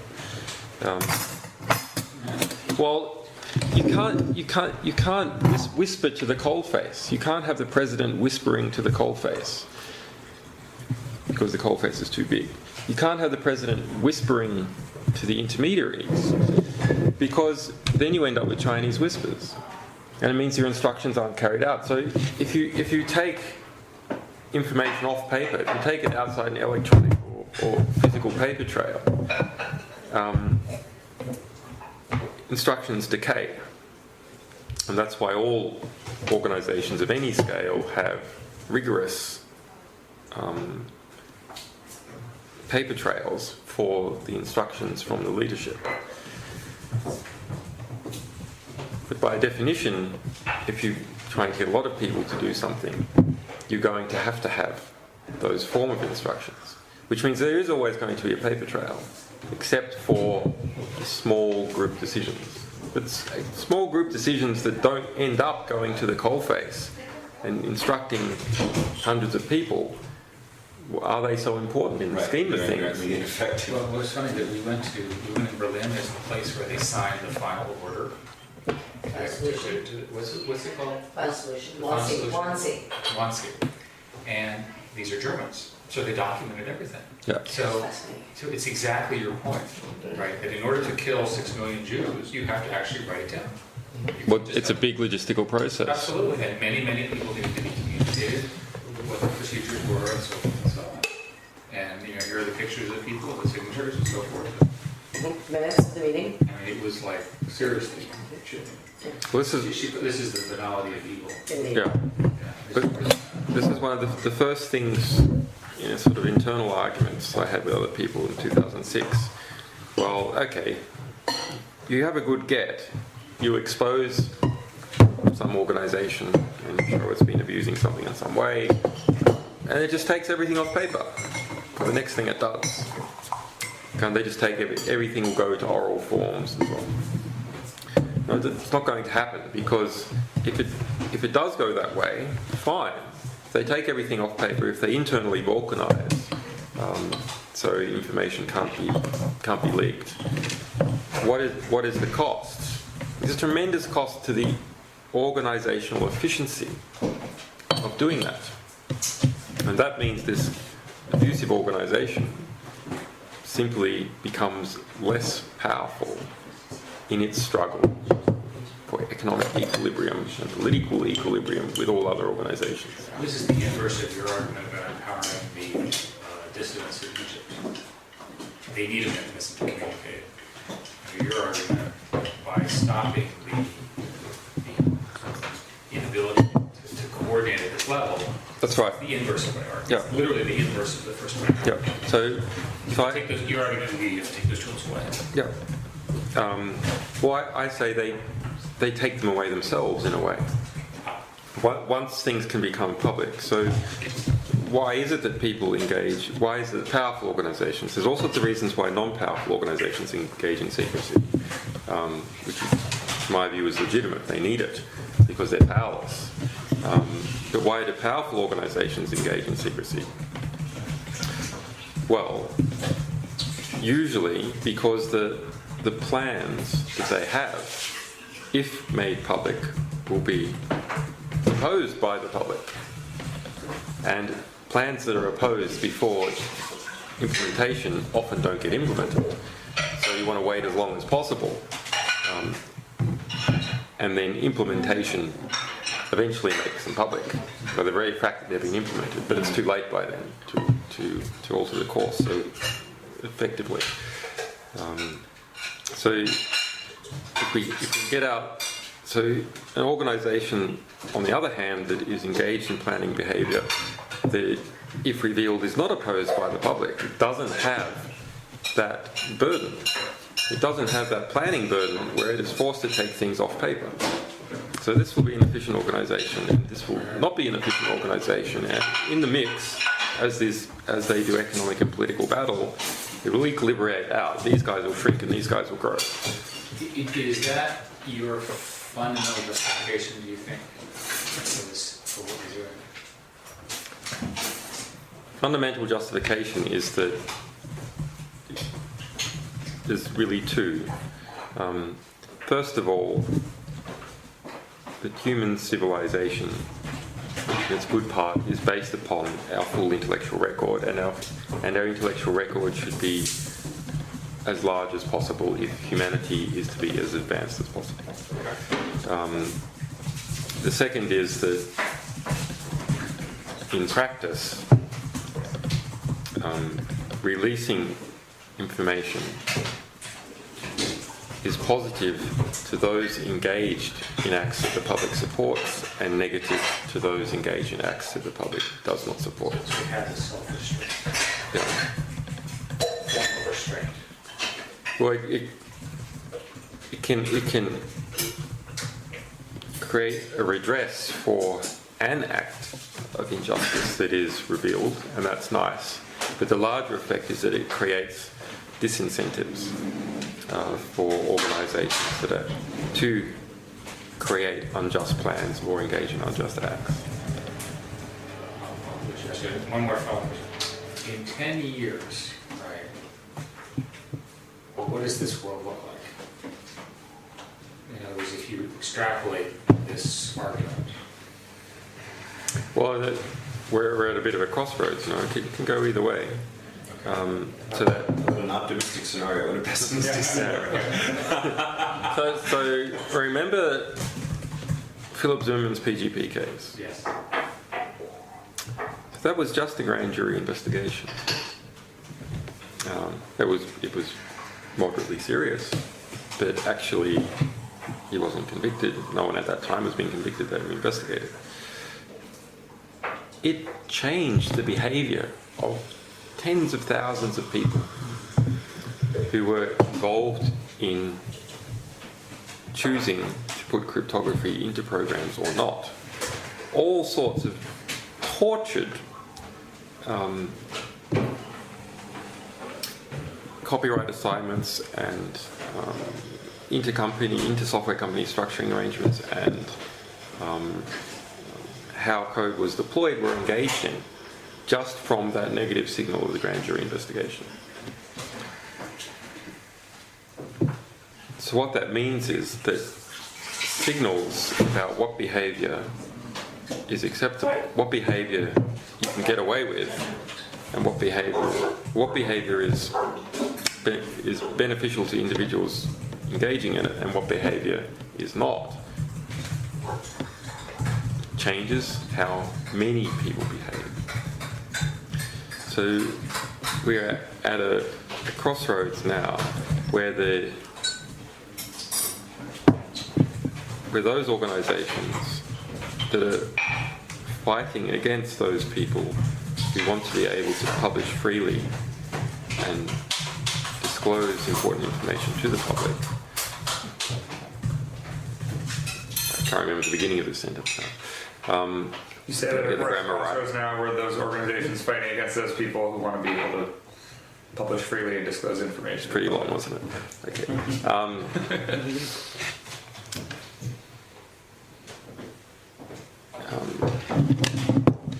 Could produce, if successful, a signal which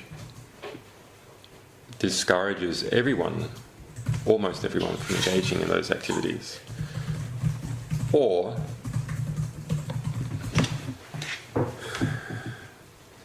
we and people who share our values could be successful and that will then become the new norm of accepted behaviour.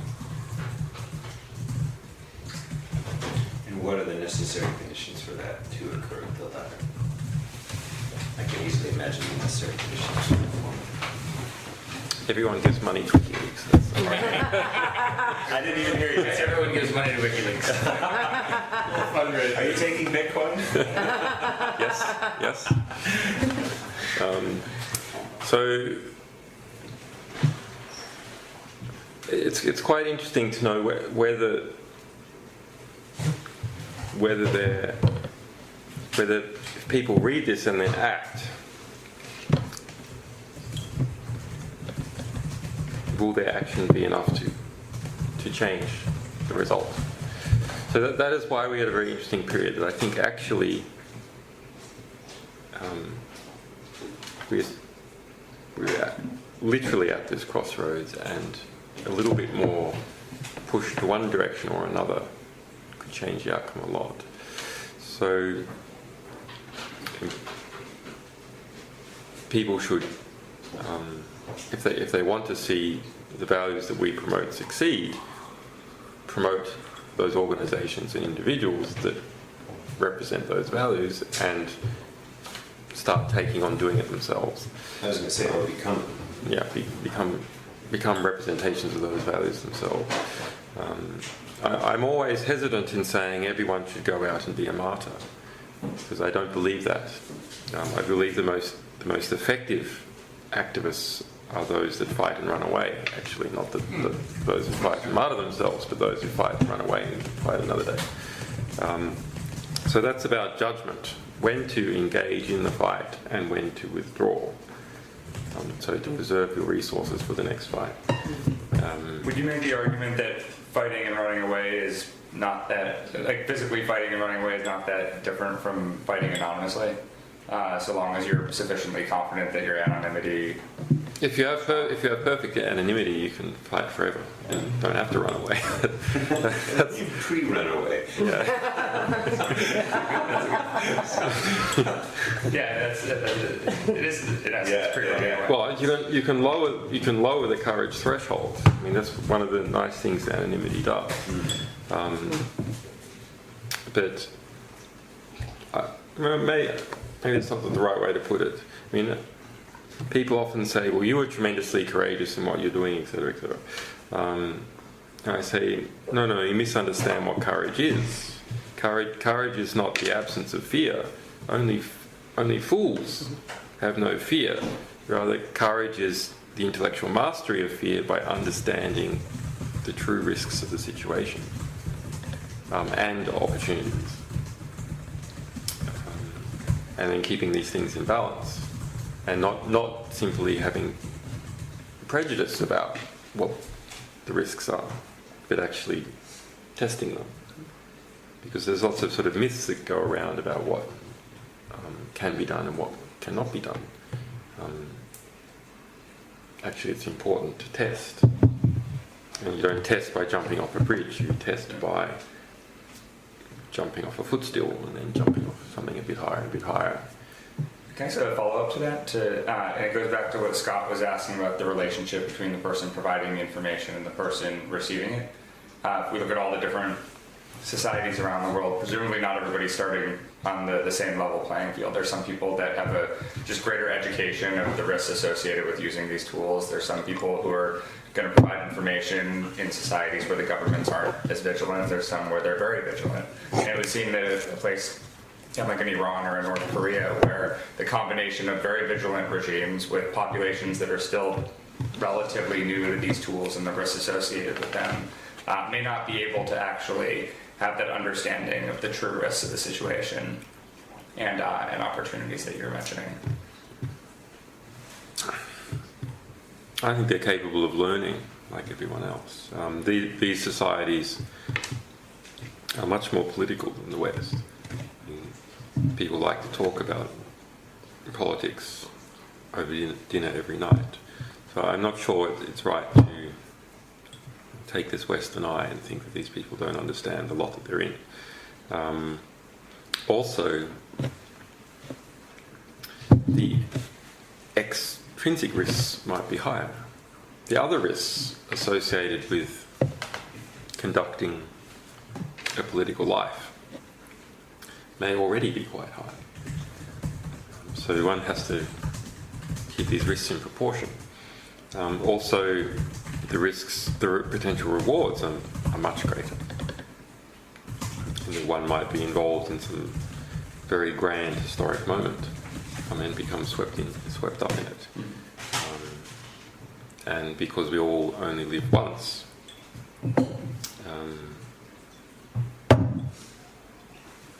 we all suffer the continuous risk of not having lived our life well every year. Every year that is not used is 100% wasted. It's not a risk of that, it's a dead bet. As an aside for you, so I was with Warren Buffett, and it was 78. And I said, what are you up to? He said, this next year will be the best year of my life. It's okay. I need to go to the restroom. Just go upstairs. Awesome. And so I said, okay. He's obviously playing with me. So we figured it out. That if you're 76, the next year is going to be the best year of the rest of your life. Because at some point, there's going to be a year where it's not going to be so good, and then you're going to be dead. And so I love that, right? This next year is going to be the best year. Julian, how do you feel about photographs for the book? Do you mind if I take snapshots of you guys just working? How do you? You can see them. But they're up to you. I would just take like shots this way and maybe shots that way. Who doing what exactly? You guys talking, just conversation. That's all right. Yeah. Using my S95 camera. Yes, exactly. It's a very high-tech operation. Just don't say anything anti-Semitic in the next few months. Anti-Semitic. We would never say anything anti-Semitic. No, just the last this Russian journalist came over and took a photo with me, and then he's a sort of, his name's Israel Schmidt actually. He's as Jewish as can possibly be, but he converted to Russian Orthodox and he's very, very anti-Judaism. And so he then put this thing out in Russian Reporter or something with this photo with me, and then I started to cop it, like in the most unbelievable way. You and I both understand the costs of negative publicity. This is just a joke, but I know you have been well tested. I am very well tested, very well. Where are you going? This way. It's not supposed to be staged. I know. Try to look proper, interact with each other. Now you messed up my picture. Oh, sorry. Okay. Anyway, one of the other sort of, I think one of the criticism that is constant is that damage has occurred because of WikiLeaks. I can't find it yet. Do you have a reason? Well, it's a rhetorical trick. Okay. So You understand why I'm asking? yeah. There's I'm a trying to understand the case against your yeah. vision. There's a Obviously, we're sympathetic to, so. up until collateral murder, we were a cause célèbre in the United States. Actually, we're still a cause célèbre, but it's in a smaller libertarian or left-wing Yeah. Yes. or libertarian right-wing community now. But and across, according to Reuters, across 24 countries, we have over 3/4 support of the general population of 24 countries. It's the worst in the United States. So we have support over 40% of the population, which is pretty good actually, considering what's been happening. So as a result of embarrassing the US military and the diplomatic class, where you have had a counterattack. And that counterattack is significant. This is a very significant power group. And it's a power group that is not just at the top of the White House, it's not just a few generals. Rather, it is all the people connected to and profiting from that system. And that's about a third of the US population. So all the way from Chelsea Clinton down to someone in the gutters of San Antonio whose brother is deployed in Iraq. There are 900,000 people in the United States with top secret security clearances at this moment. There are 2.5 million that have classified security clearances. If we go back over the past 20 years and ask how many people had security clearances, maybe it's, 15 million. If you then go and look at all their spouses and business partners and children, we're looking at something like 30% of the population of the United States is 1 degree removed from that way of living and that ideological structure and that patronage system. So it's quite difficult in the United States to say something that is against that system. And the New York Times has found to its peril when it tries to speak out against it. And so in its relationships with us, when it published material, had to react very defensively in a way to someone outside the United. I think even traditional US journalists think this. It is sickening to see a newspaper of any strength saying literally how pleased those words the White House was with its behaviour. So if we look at the attacks on us, they always talk about the words placed people at risk. But risk relative to what? Right now, we are at risk of a meteorite passing through the roof of this house and killing us all. That is a risk, it is true. But is it a proportionate risk? Is it a risk that is significant enough that is even worth speaking about? Well, the answer is no. Similarly with the word possibility. There's a possibility a meteorite could descend on us all in this moment, but it is not a probability. So these rhetorical tricks are often used by people who are making their argument in relation to security, that there is a risk of something, there is a possibility of something. What has to be done is people need to engage in sort of intellectual defense against manipulation by rhetoric, by understanding that if someone mentions that there's a risk without saying the risk is higher than crossing the road, or the risk is twice that of being stung by a bee, then you must ignore it. Similarly with possibility versus probability. Yeah, I can do all of this in my head too. Are there examples where a positive outcome that can be directly traced to WikiLeaks in the political sphere that you would want to highlight? Something, a specific, tangible, positive outcome. Well, the most significant one seems to be the Arab Spring. And you would argue WikiLeaks was a clear... For Amnesty International did in its latest report, and Tunisian professors did. Because of my direct involvement, it would be unseemly for me to argue that directly.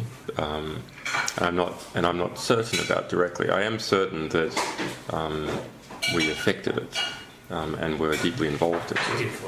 I'm certain that we influenced it. And that is really something of great moment. Something I am certain about is that we changed the outcome of the Kenyan election in 2007. there's been many ministers whose scalps were taken and people being forced to resign and so on. Those are concrete and clear actions. And one might argue that they're positive if you didn't like the guy, and you would argue that they're negative if you did like the guy, so I don't really want to mention those. Yes, if I go back to your earlier argument, that the effect on a single individual is not the actual goal. The actual effect is to change the system in some fundamental way, because you make the argument that these systems have become fiscalized. You know, they're static, independent of any pressure. And so an example of a truly large influence would be a revolution, right? Well, it's something that is...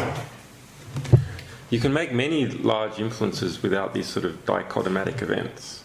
But the dichotomatic events are easy to... binary events are easy to talk about and it's provable. It's a marketing problem. You want to have a marketing story. Yeah. So one party or another party wins the election and it changed. And that's a very clear sort of outcome. There's a revolution. One group was in power, then another group's in power. It's a very clear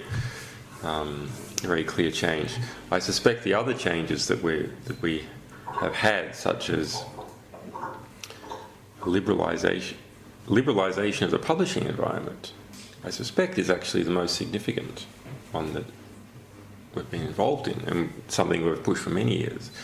There's no way that what we did last year we could have done 4 years ago. It would not have been possible. How come, technologically or in terms of... Technologically, it was all perfectly possible. The difference is a shift in status quo. WikiLeaks became the status quo. So, and that wasn't always so. During the first 2 years, we were battling for whether we were something that was acceptable to be on the internet or not. After 2 years, and especially after the Bank Julius Baer case, where we were involved in a big legal case in San Francisco. On the one hand, us. On the other hand, the largest private Swiss banking concern, Bank Julius Baer, that was trying to shut us down, which we conclusively won, and cost them their US IPO as a result. That sort of sent out a signal that there is a place in the world for a publisher like WikiLeaks. And then we started to cement that place as time went by. And now we have really cemented it, because we had a case where the Pentagon stood up in public and gave a many times actually, but back in October, gave a 40-minute press conference with their spokesperson Jeff Morrell, saying that WikiLeaks must, and me personally, must destroy everything we had previously published, being derived from the Pentagon, destroy everything we were going to publish, and cease dealing with US military whistleblowers. The precise phraseology used was return everything that we had ever published, return everything we were going to publish, and cease soliciting information from US military personnel or US government personnel. Or the Pentagon would compel us to do so. And when asked by a journalist at the press conference, what mechanisms do you have to compel them? The response was, well, look, this is the Pentagon. We're not concerned about the law. That's perhaps a matter for the Department of Justice or the Attorney General. When you watched that, did you get the impression that there was just an unbelievable level of naivete or lack of understanding about the actual technology and technical aspects of this that would make that impossible? I did. But then I later on developed a more sophisticated understanding of what was going on in that press I conference. actually started out very unsophisticated. So what was actually going on is this was a carefully. I mean, it seems ridiculous. Why would the Pentagon act like a victim? Why would they look so ridiculous and powerless? Why would they give a demand that they were not capable of fulfilling? It would make them look weak. It was a carefully constructed legal message designed to embroil us in the US Espionage Act. It was a notification, like you see in the newspapers. We demand that you do this. This is the type of information. It will cause grave harm to US national security. We make it a press conference so we can argue that all those WikiLeaks people have seen it. Then the next thing they publish, they will demonstrate intent. So despite the fact that they have been informed that it is this, and this, they did it anyway, therefore they have an intent, because you can't accidentally commit espionage. No, That's why they're concerned with the past, not just with the present. Because there has to be a pattern of practice, and as long as each instance is a fresh instance, then there is no pattern. Yeah.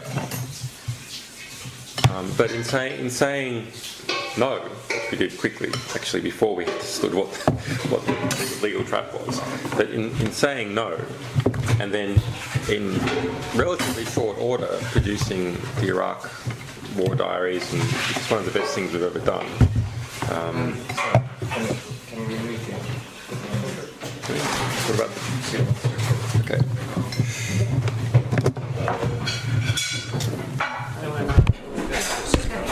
I wasn't going to steal it, but I'm just moving it. Moving into other room. I don't know, censorship argument for like saying. Right, Increasingly using WikiLeaks information as a source, and done, sometimes done without even mentioning that it was a source. Sometimes, it's Well, they don't do it- it's a they don't do it so much sociology of anymore. information, which is In the fascinating. beginning, they wouldn't. Now they do. It Right. gives them more prestige now to say that it came from us than to. I know. Funny, isn't it? I know, it is. You did also work for one reporter. I'll just show you something funny. Julian, this is spectacular. I'll just show you something. You like our slogan? Keep calm and keep carry calm and carry on. Second World War. It was, that looks like an original one, though. No, we were admiring It's not? pictures of all of the owners' ancestors. So these are Vaughan's ancestors. That's Vaughan there, my friend. So yeah, This is Vaughn? Okay. That's from Afghanistan earlier this year. He's a sort of a reporter type, right? He's a war reporter. I'm sorry, who is this? This is the owner of the house, my friend Vaughan Smith. Oh, right. Um, I've been to his club. Yeah, so he's a war reporter. And although he was in the Grenadier Guards originally, and then I think he understood he got to go. to the other side. You could get to go. You went to the other side, but also you could go to more wars as a war reporter than you could. And different ones. Different ones. It's better that way. And these And you are all wouldn't- family? This is his family? These are all family. That's father and mother, and they both live here. On the house on the edge. So it's a military family from a little ways. The other interesting guy is that guy there, Tiger Smith, the sort of brackish-looking one with the collar up, who's famous for killing 99 tigers back when that sort of thing was approved of. So he was Saving Indians. a Raj figure of some kind? Yeah. And, but, so here's the comedy part. So this medal, Vaughan's father was the Queen's messenger. So that means he would go on aeroplanes and deliver messages. Now, see this bag in his hand there? So you know what's in this bag? State secrets? Diplomatic cables. That's great. So he would go on this That's great. on the Concorde and have a seat to the left and a seat to the right, just filled with cable Brilliant. bags, and deliver it. Sometimes they'd take computers as well, and you have people come to the bay of the aeroplane and guide it in, make sure it's not stolen. And other guys waiting at the other end to take it. Then what does he say about it? Well, he's sort of horrified on the one hand and deeply pleased on the other, because if they just used him, none of this would have happened. you see. Well, and before you guys came in, he's saying that he's actually, you've been here for about 6 months, 8 months. 8 months, yeah. So this is your home. What's a lovely place? I got these this morning from, because I have to go to the police station every day. Unfortunately, I get crazed fans turning up there. Oh, really? Mm. And they hand you things? So this was a French girl who drove up from France.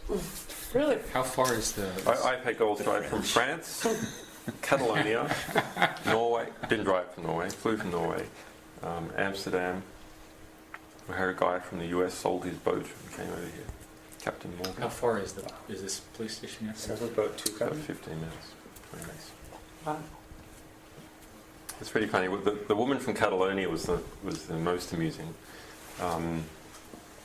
So she turned up at the Frontline Club and tried to convince them that she was Wiki Leaks star Spanish programmer. And of course, they're not knowing anything about programming. It's like she just gave some techno babble, and they assumed it was true. And then after a while, they're like, "Yeah, well, you can't really see Julian. He's in seclusion." But okay, so I put her up for free for one night, and she had this habit of sort of listening in on a bit of conversation and then sort of reincorporating it into a story. And like saying, "Oh, I know this person. Oh, look, there's so and so." But within 2 days, this had all come undone, and she'd been sent along. And then 2 weeks later, there's a phone call saying, "Oh." So 2 weeks later, I'm here, and the police come to the door, and they're saying, "Do you know Ruth?" Ruth who? Your fiancée? No. Well, she stayed at this property all night, and she says that you were going to pay the taxi bill. And I'm like, what taxi bill? So it turns out that she had come from Catalonia to London, got a black cab from London to here, £500. She had £50. Convinced the taxi driver that her rich, famous fiancé would pay for it. They were just in a bit of a dispute at the moment, but it was sorted out in the morning. Then she had gone to the edge of the property and convinced them that she was my fiancé. And the taxi driver wouldn't go because he wanted his money. The people at the edge of the property put them both up for the night. At what point do you just pay her for the creative vision?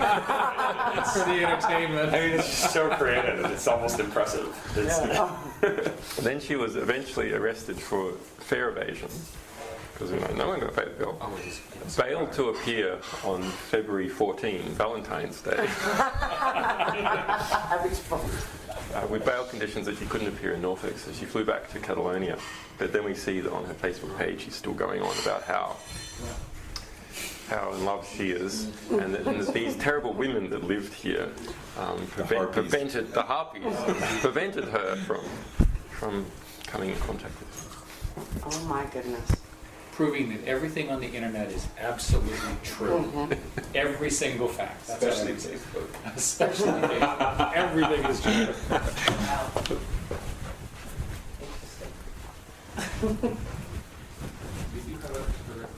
No, I'm good. I'm good actually. I want to be sensitive to your energy and time. I think it would be interesting to talk a little bit about. Maybe you should go for a walk then. Yeah, it'd be nice. It'll be interesting. I'm not sure. It'll be interesting to talk about the various sort of what if scenarios, right? Because that's where we're very interested. This is Jared and I do this all the time. What are some scenarios that could play out?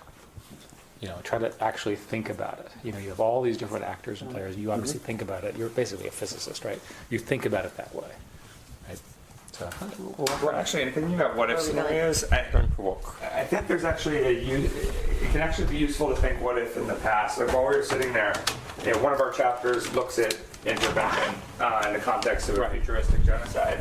But I think it's actually a more useful conversation in terms of understanding the role that Wiki Leaks could play in a situation like that to ask, in 1994, had the technological state of the world today been the technological state of the world today been the technological state then, and WikiLeaks was around during the Rwanda genocide, what might have changed? How might things have been different?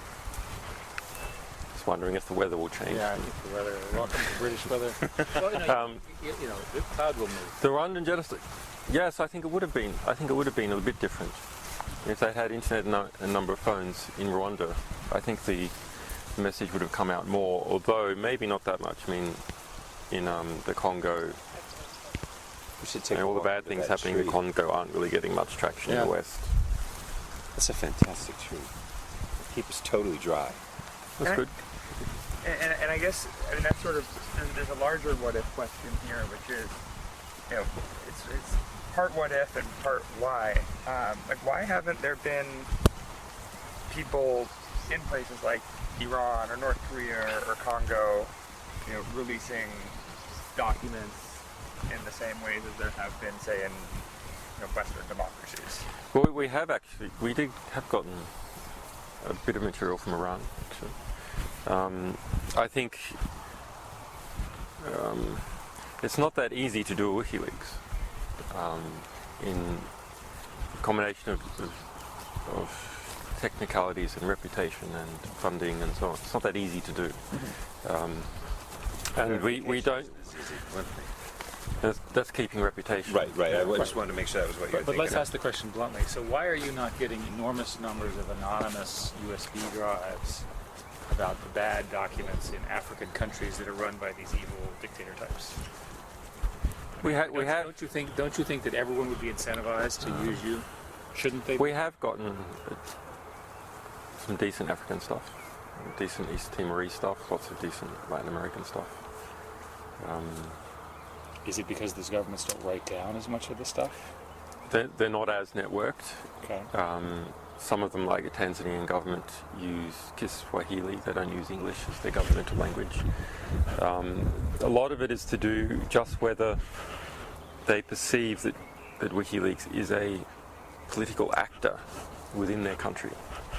So for East Timor, once we started doing a little bit of East Timor, we got a lot more East Timor, and then the sort of flood opened up, and it just became routine for them to give us material. But they need to perceive that we are part of the community. For Russia, I think the small amount of material that we've released about Russia, although now we have this RU Leaks that has been doing pretty well, but historically the small amount of material that we've been releasing for Russia is actually a positive sign, in that the Russian internet sphere is actually very vibrant, and I so was just there. It's amazing. yeah, so it feels that, you know, it doesn't look outside so much. Why would it look at an English language website like WikiLeaks? I mean, it has its sort of non-profit activists, journalists, and opposition and so on, all in that internet sphere, which is relatively free compared to Russian TV. So they don't see that they really need this other avenue. It just seems like There was a site that there was a publication of a whole bunch of FSB documents on an American server, which was then immediately hacked and they were taken down and never seen again. It's not so easy to do. It's not so easy to publish against powerful state actors, actually.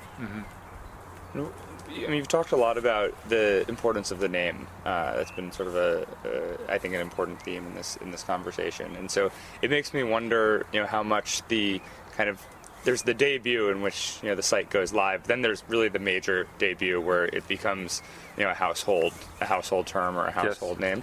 And one of the things that we're playing around with in the book is We haven't properly used that yet, though. I mean, we haven't been able to grow as fast as the name has been able to grow. But even so, people know what WikiLeaks is, and I wonder, you know, had the first batch of, you know, documents that you received been from, say, an Iran or from a North Korea, and released, if the world would have looked at it as a whistleblowing platform. It did. The world did up until we started producing a high volume of US military stuff. We were producing thousands of pages of US military stuff back in 2007. And nobody noticed. Because, That's interesting. Because a collateral damage video was not out. Well, people noticed the Guantanamo stuff, but not to the household name. We were a journalistic name pretty quickly, actually. And in the techno part of the human rights community, we were a name pretty quickly.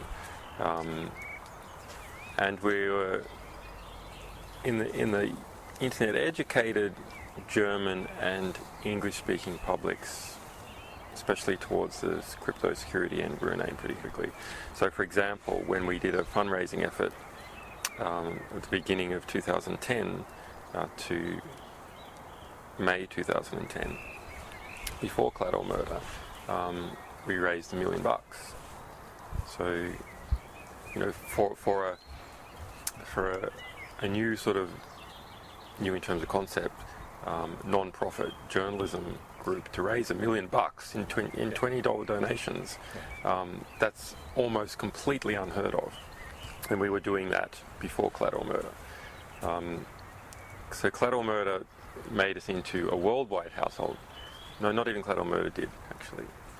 Made us into a US household name.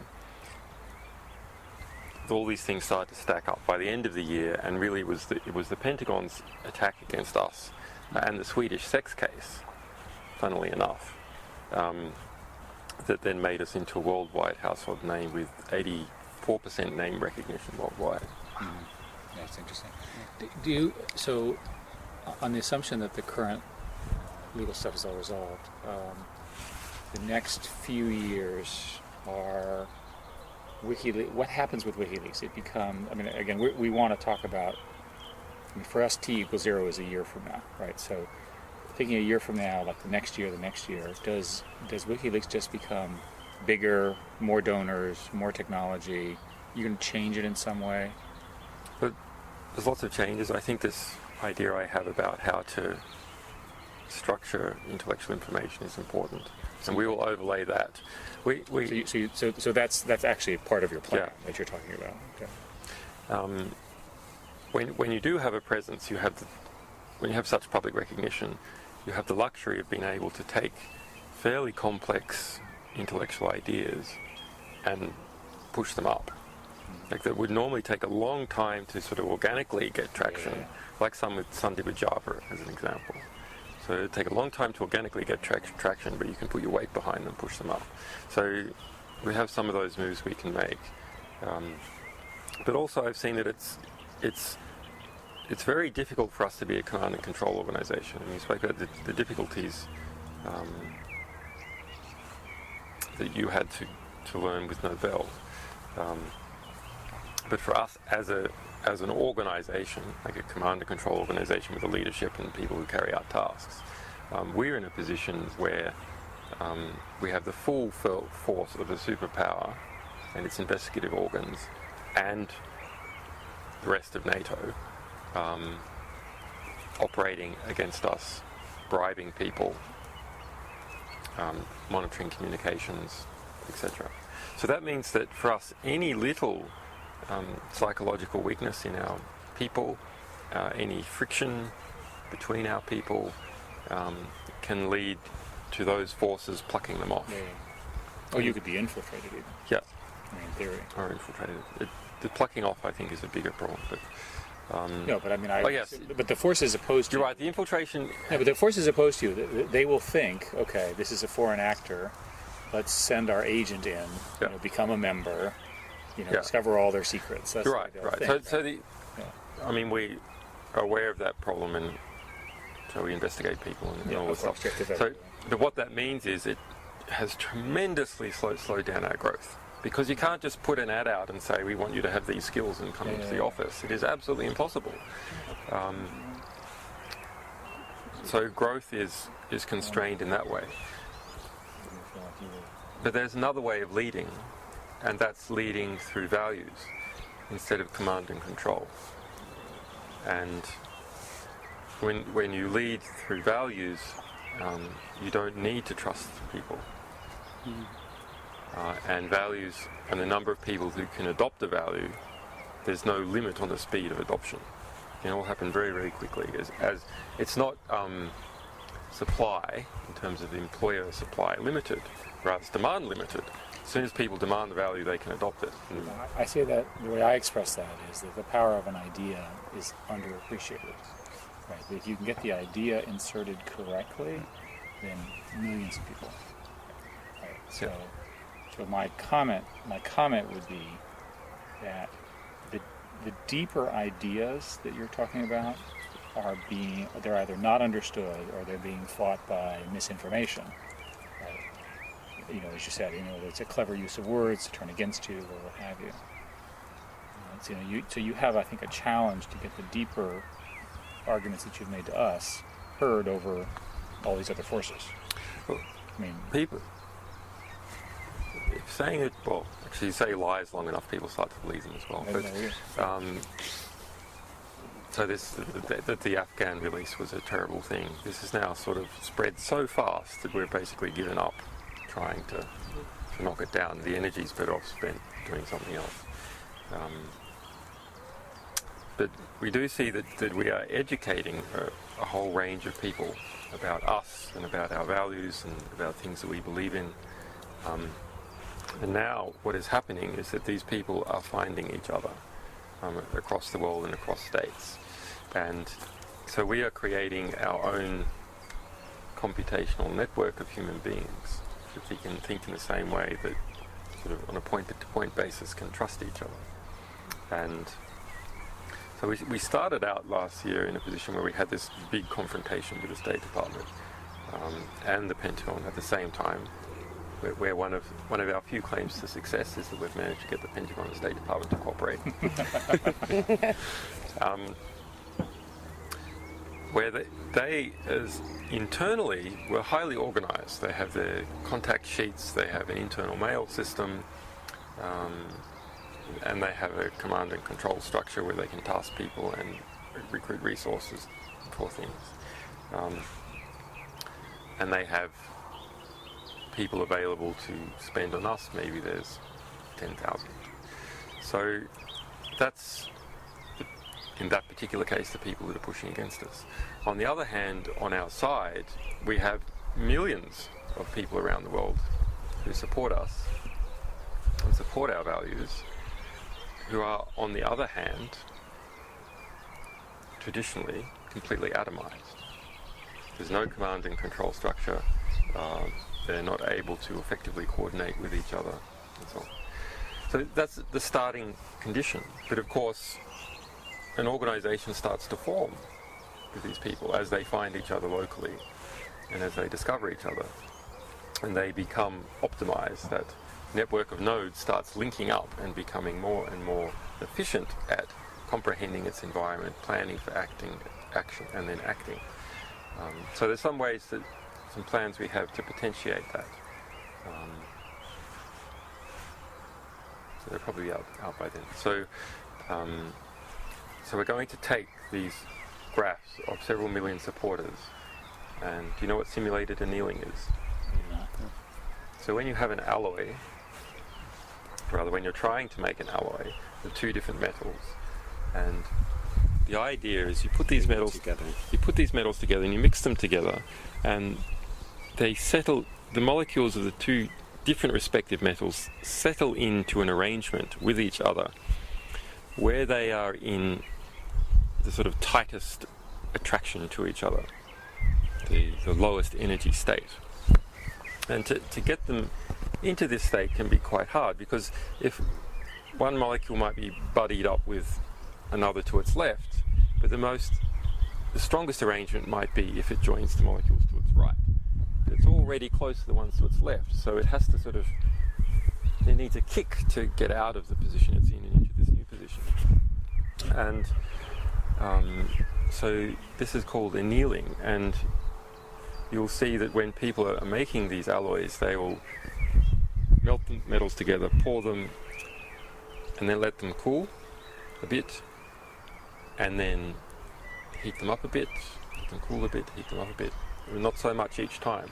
And they might even do things like smack them and hit them, so that they might actually physically smash them. So we have the system we are developing where we will put all these people into a network which we will anneal using a simulated annealing method, so that there is the tightest possible human arrangement between these million people. Around the set of principles. Around the set of principles, that's the unifier. I see. And then we have an efficient computational, in terms of human computation, efficient computational network which can observe, plan, and act. So another criticism, I think, is with respect to WikiLeaks, you were careful, according to reports, to work to redact sensitive information. As I understand it, there was an editing process. Somebody had to build a specialized search engine because the documents were so complicated. There was a fairly lengthy review period with the mainstream media, et cetera, et cetera, et cetera. And that's all, I think, fairly well documented. Now, imagine another person, not you, who does not have the same values, but has the same technology, because the technology is obviously copyable. What happens when there's more of them than there are of you? Or one of them and one of you? Sources. So who holds WikiLeaks accountable? We have our values. How do people see whether we're sticking to our values or we've betrayed our values? How do people, maybe they don't like our values, or maybe they do like our values. How can this human economic ecosystem discipline us or encourage us in particular directions? So sources speak with their feet. If sources believe that we are going to protect them and that we're going to have high impact for the material, they will simply give us material instead of giving it to someone else. So that's one way in which we are disciplined by the market of sources. So it's a selection bias, basically. Yeah. So the question is, well, could sources pick another group that were going to publish without any harm minimization procedure at all? Well, the answer is yes, but one has to understand the primary reason we engage in harm minimization procedures. It's not actually because the material we will release will have a reasonable risk of producing harm as a result of disclosure. That's very rare. Rather, there is actually a probable risk that if we don't engage in that sort of behavior, our opponents will opportunistically attempt to distract from the revelations that we have revealed, very important matters, by instead speaking about, is there a potential for harm, and therefore is this release hypocritical, given that we want to promote justice, and is the organisation hypocritical? So a lot of the procedures that we engage in, it's not merely to try and minimize risk to people who might be named in material. Rather, it is to minimize risk that opportunists will reduce the impact of the material when it's released.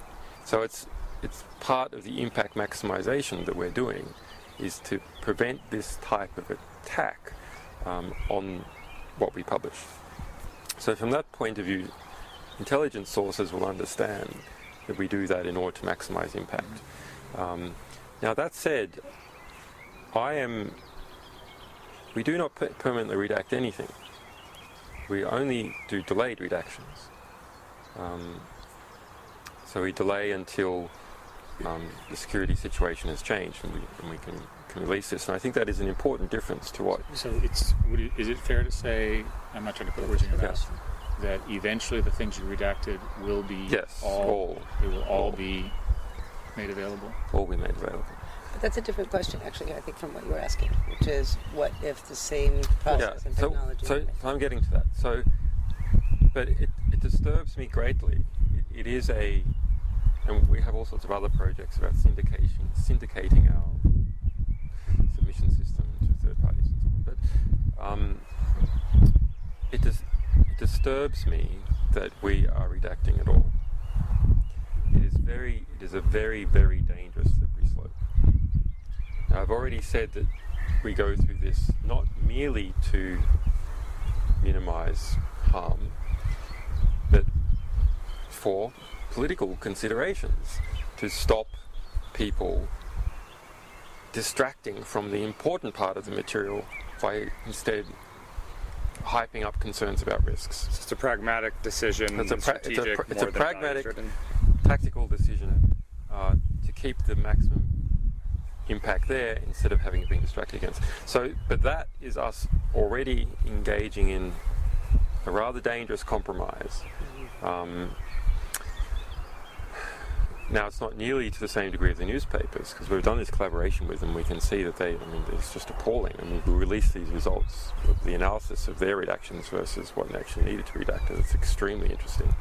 So there was a difference of view on what needed to be. I mean, they have the Guardian redacted 2/3 of a cable about Bulgarian crime, removed all the names of the people who had infiltrated the mafioso who had infiltrated the Bulgarian government, removed a description of the Kazakhstan elite, saying that the Kazakhstan elite in general were corrupt, not even a particular name, just in general. Removed a description that a energy company out of Italy operating in Kazakhstan was corrupt. So that they have redacted for naming of individual names of people who might be unfairly put at risk, just like we do, as we require of them. They have redacted the names of mafioso, individual mafioso, because they're worried about they might get sued for libel in London by these mafioso.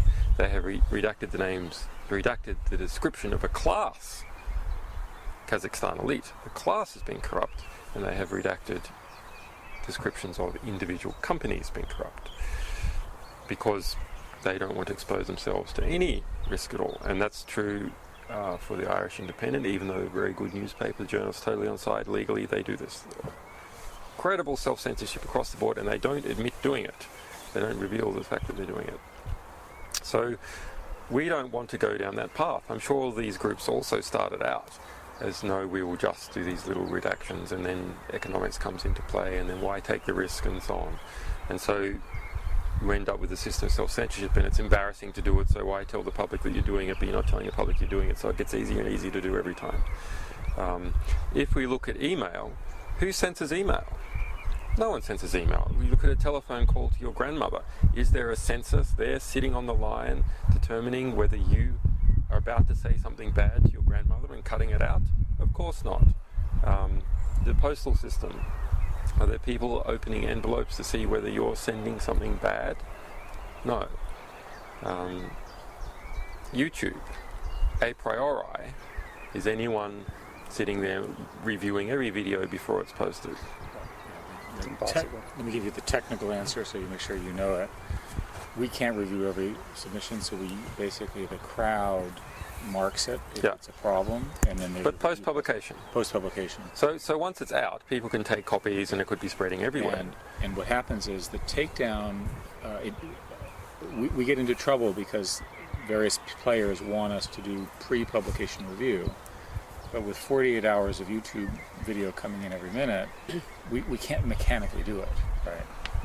So there is, if somebody posts something wrong or evil or a violation of law, or whatever, there is a gap, hopefully short, between the time it's published and then marked for further review against our policies. And the policies are well specified in the document. Yeah. It's pretty high bar, though, but to take stuff down. It's not just wrong as in like factually wrong. But under the way these things work, commercial websites have it.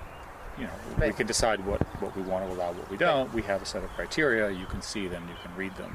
So we don't want, we want some kinds of videos and some other kind, and we don't want other kind of videos, and you can't violate copyright and all that kind of stuff. Well, I rather like what happened to collateral murder. So collateral murder was instantly got flagged up as by our opponents as rated over 18. So no one could see it directly on YouTube without logging in. But for an embed, they could see it just fine.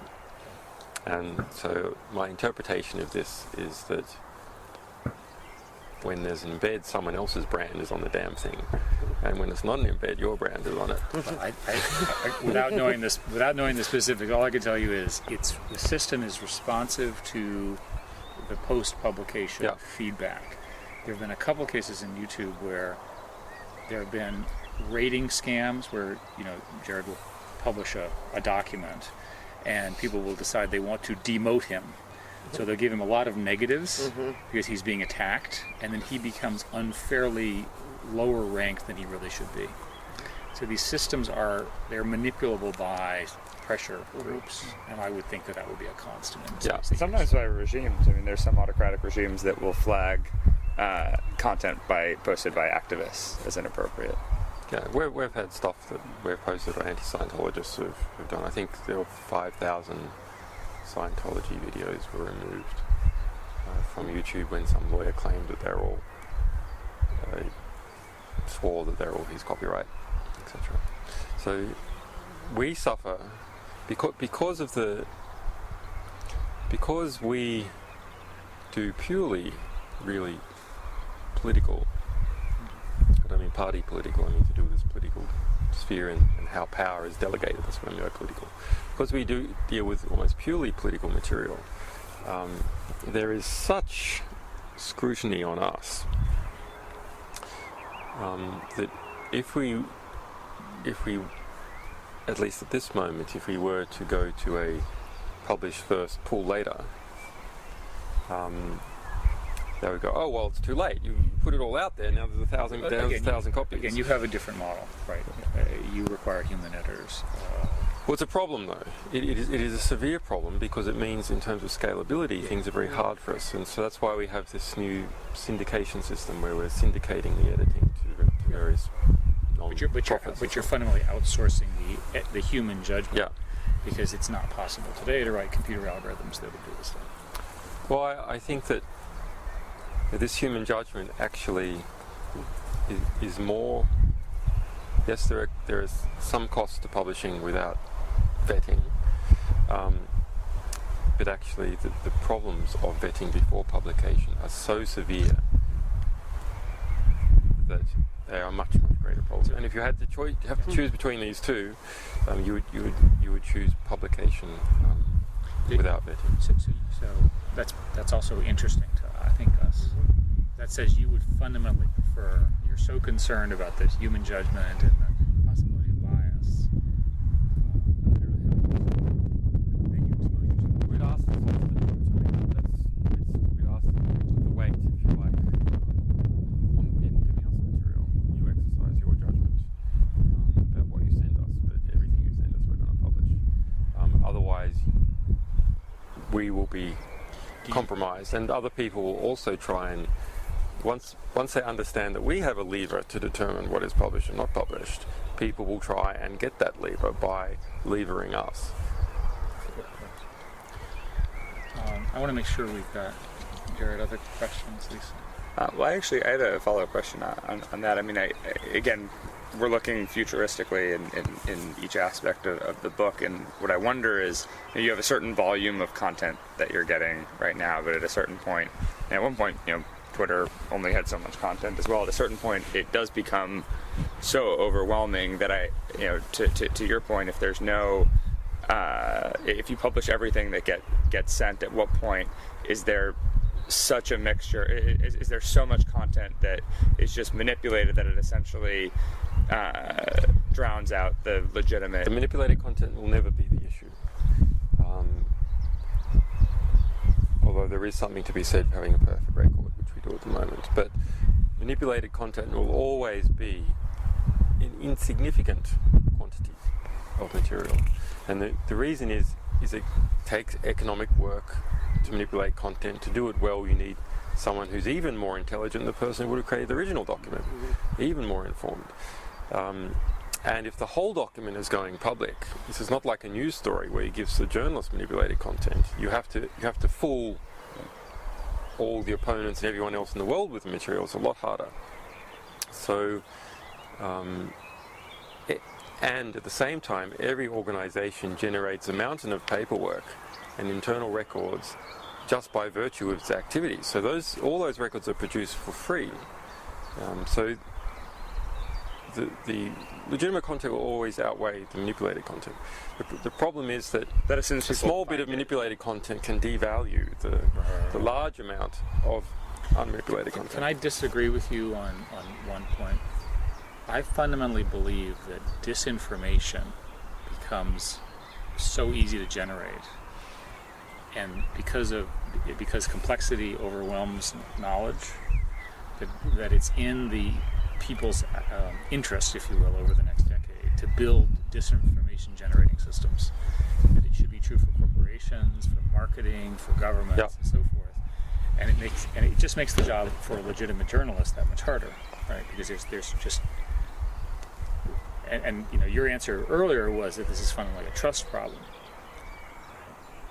which I think is roughly correct. I would argue that it's fundamentally a ranking problem, but ranking is based on trust and other algorithms. It's the same conclusion. But I think it's not, in my view, correct to say that there will always be more sort of tactically correct information than a small amount of manipulated. Perfectly reasonable that the actors will see that computer, AI systems can generate a lot of false stuff. You're well aware of, the projects to write papers by computer. Yeah, I've seen and those. things like I've that. seen those. I mean, in the sense Everyone that always it's thought that we'd get flooded with those. It never happened. better. You've not. But do you think It you? never happened. So I guess We have had literally, if you exclude the nutters going on about how over a garden party one night 12 years ago, speaking to his ex-wife with a pot plant in between them, she told him that he was the Antichrist, and he understood it was true.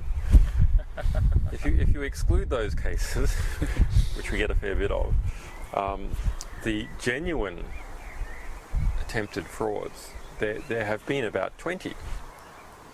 It's extraordinary. It's But what- almost nothing. No, but let's argue. You could make an argument that that's a statement about altruism and good, and that the steps required to actually manipulate are hard enough that you have to be pretty badly intended. Yeah. You have to. The threshold for doing that's pretty high, right? In other words, So what's the closest? It's the pump and dump scams and stocks. I guess that's the one that we see Yeah.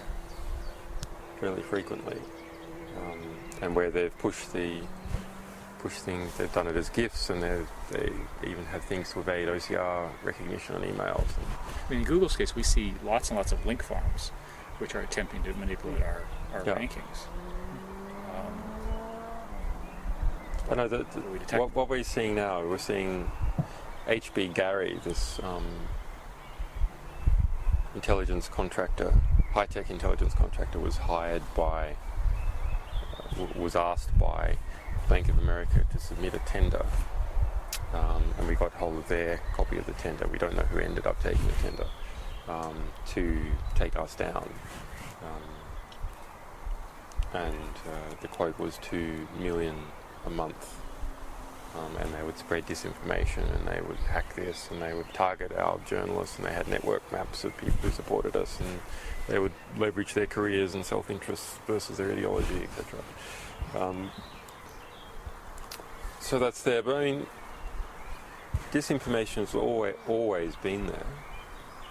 I'm not sure why it should increase relative to the information increase we're seeing everywhere else. But this, by the way, is this is a fundamental argument against something you and I talked about earlier. We do actually need to resolve this.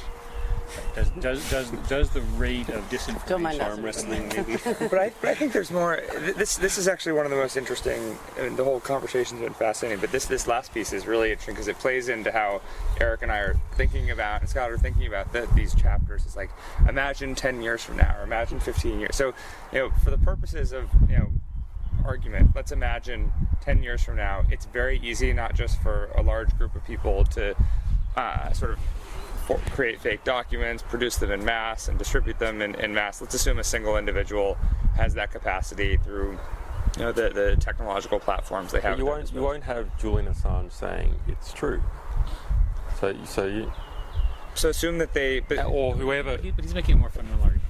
He's saying that humankind does not organize itself that way. That there's enough barriers that the moral choice, if you will, of me acting to do all of that tends to limit the amount of it, because otherwise there would have already been a lot of it. So let's assume a government then, which would have the motivation to potentially Do they do all that now? I mean, the strategic communications propaganda arm of the Pentagon costs something like $6 billion a year. But has anyone done it through you? In other words, government versus government using WikiLeaks as We don't care if it's true. as a laundry. Like if it's true information, we don't care where it comes from. Let people fight with the truth, and when all the bodies are cleared, there'll be bullets of truth everywhere. That's why. Then that does take your editorial capacity just back to verification. Right, because it's different than just saying It's we'll a different publish slippery everything. slope, but it's still a slippery slope. No, I think it's not at all. I think it's the whole intent. Let people fight with the truth. I mean, But they have to have, the argument is there has to be a choice algorithm. You have to have some way of knowing that you're dealing with a legitimate source, right? Right, And no, the I source understand needs to that, but have- that's why the and source ecology... can choose the right, publisher. but that's why the ecology is biased against any society where you can't verify. Then those people are left on their own. WikiLeaks can't help them. WikiLeaks just says, when you get a good verification system, then we're good. Otherwise, good luck, whatever. They're verifying documents, they're not but you have... No, they're verifying sources. They're not No, we don't verify It's not sources. just We in the context of verify... revolution that technology generates noise. The documents are official documents. Right, They're going to be faced with more noise in the future, and the question isn't whether human beings prefer truth over fiction, but whether or not they can find the truth. But it's also amidst not all the verifying fiction. facts. But that's the core So it's question. not about. It's not about verifying facts. Right. What's no? That's another argument. We have published. It's about verifying documents, not verifying truth. Exactly. We have published all the fake documents that we have received that were interesting. We published saying that they were fake. Like wiki forgeries. There's not that many to bother with, but because they are not fake in a meta level. They are true forgeries, right? So they're very, very interesting in and of themselves. And so one was attempt to influence the Kenyan election by saying that the opposition had signed a secret agreement with the Islamic minority to introduce Sharia law across Kenya. Sounds ridiculous, but actually it was carefully constructed. So how do you know if they're forgeries? Well, that one was hard because that was a carefully constructed document. We checked signatures and we found the real one, etc. That was hard work. Usually it's not hard work. But it requires human capital to do, right? Usually someone makes an elementary mistake. And there's also incentives for giving us, it's pretty disincentivizing to send us a forgery. Because we're perceived as being quite good at detecting them. And we make the whole document public. So why wouldn't you just give it to a newspaper? They don't make the document public. And you're dealing with people who don't have expertise in that domain. It's a lot easier to overcome them. But anyway, this bigger issue you're talking about of, let's say you don't have authenticators like us. And authentication is hard. We can't authenticate the amount of material we're getting in. So we've thought about ways to deal with this, of having a great big mesh of people and information flowing through it and different people adding their authenticators to it as it flows through and trying to somehow to distribute and delegate that. And that might pan out. But what if everyone was simply just publishing? Everyone was publishing anonymously and you had no authenticators. What would happen? Well, to begin with, you just have a flat structure. Right? It's a completely flat structure, information there. Let's say it's all just addressed by hash or something. So you have this no structure at all. Actually, there's this document, and there's that document, and that document, and so then you'll have people who want to influence making robots that put a whole lot of garbage everywhere. But it's not tied into any structure. So actually, how does anyone get to anything? Do they hear it from their friends and they go and look at it? They link it into their web pages? It creates an influence graph of one kind. Yeah, so there's some kind of influence graph that you use to get the information. So you can flood the internet with information. That doesn't mean you're going to flood the influence graph with information. That's something that's different. That's the modern story of ranking. I mean, the web is full of spam, but spam gets ranked low because of the influence and link structure and so forth and so on. I think we should see if we can finish up. Okay. The sun is coming on out. How do you know if you've won? 5-1. Yeah. That's the best question of the day. Yeah, how do you know if you've won? Well, it's not possible to win this kind of thing. This is a continuous striving that people have done for a long time. Of course, there's many individual battles that we win, but it is the nature of human beings that human beings lie and cheat and deceive and organized groups of people who do not lie and cheat and deceive find each other and get together, and because they have that temperament are more efficient because they're not lying and cheating and deceiving each other. So that is an very old struggle between opportunists and collaborators, and so I don't see that going away. I think we can make some significant advances, and it is perhaps it is the making of these advances and being involved in that struggle that is good for people. So the process is in part the end game. It's not just to get somewhere in the end, rather this process of people feeling it is worthwhile to be involved in that sort of struggle is in fact worthwhile for people.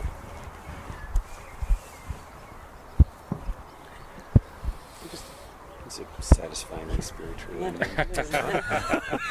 You've obviously thought about this a lot. Let's unpack As we're We got a Maoist and say continual revolution. As we're walking in, can I ask you one last question that I was sort of wondering about on the way, which is that Scott talked about the subculture that's developed around all this, which is a really interesting idea for us to explore in the book, because it raises this question of, does the subculture create the demand that leads to the creation of the technology, or does the technology in fact create the subculture?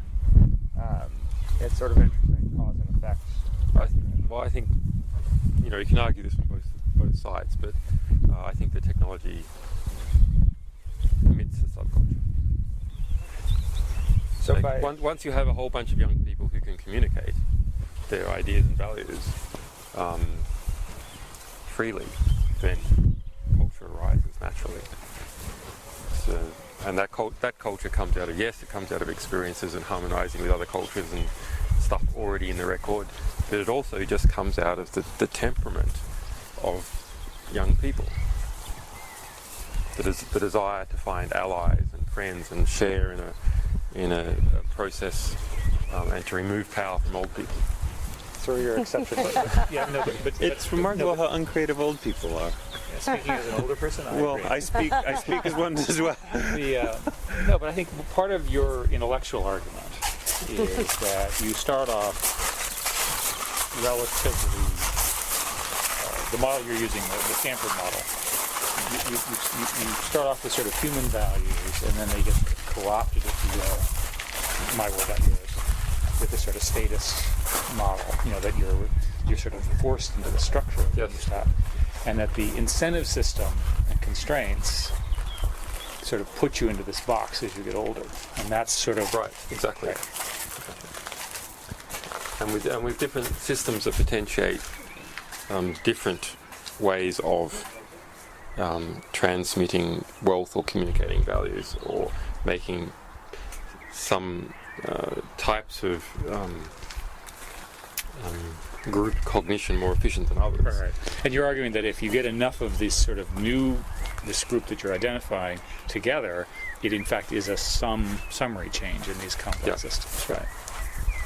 It'd be interesting to see whether we have a bit of some sort of state change as well. Yeah. I mean, revolution is a big state change. Like everything was in this state, and then it collapses into another state.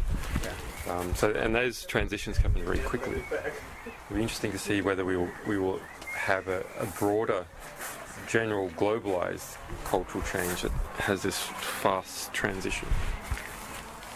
It's possible. Yeah. One thing I have learned is things happen fast because of globalization, Right. right? Yeah. Because everything's interconnected. Yeah. It didn't used to be true. So information, money involved in it. I mean, that's one of the big issue with globalization is that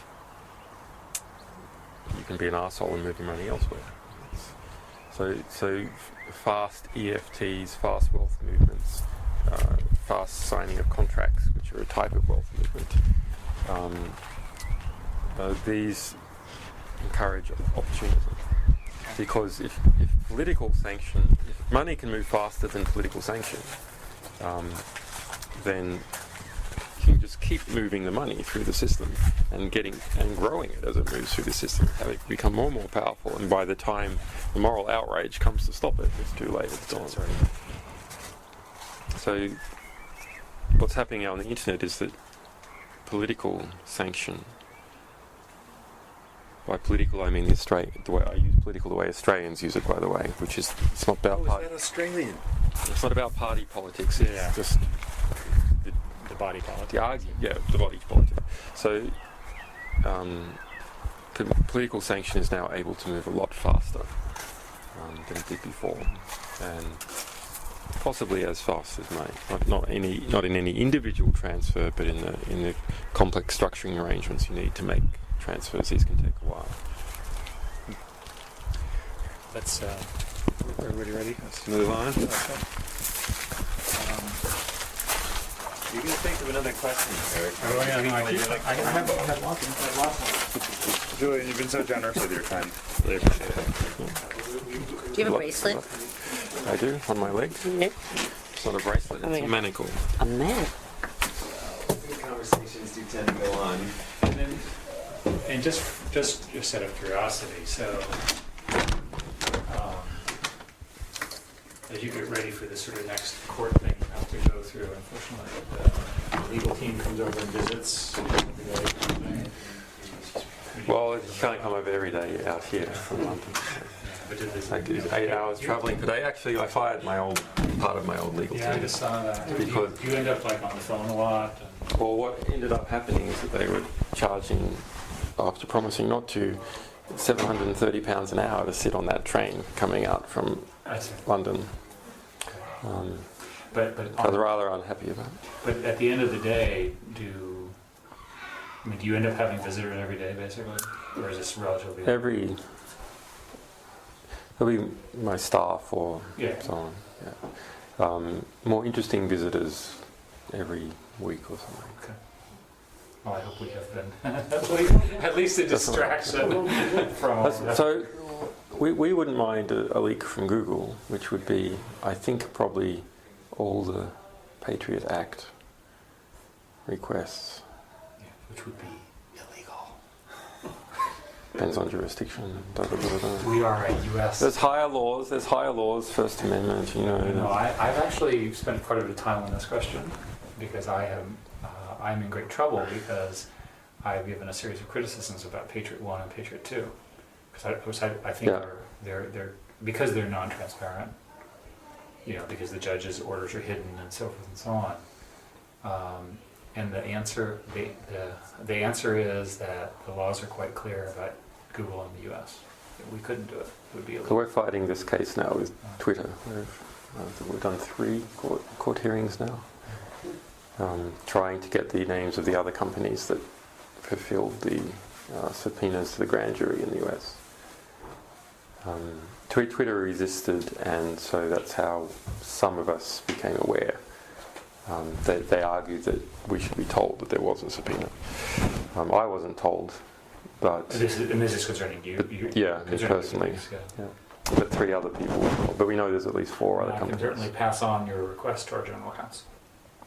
Tell them to argue that we should be told. So your specific request is that Google argue legally that WikiLeaks as an organization should be informed, or any of the individuals. Or the individuals, if they are named in a FISA.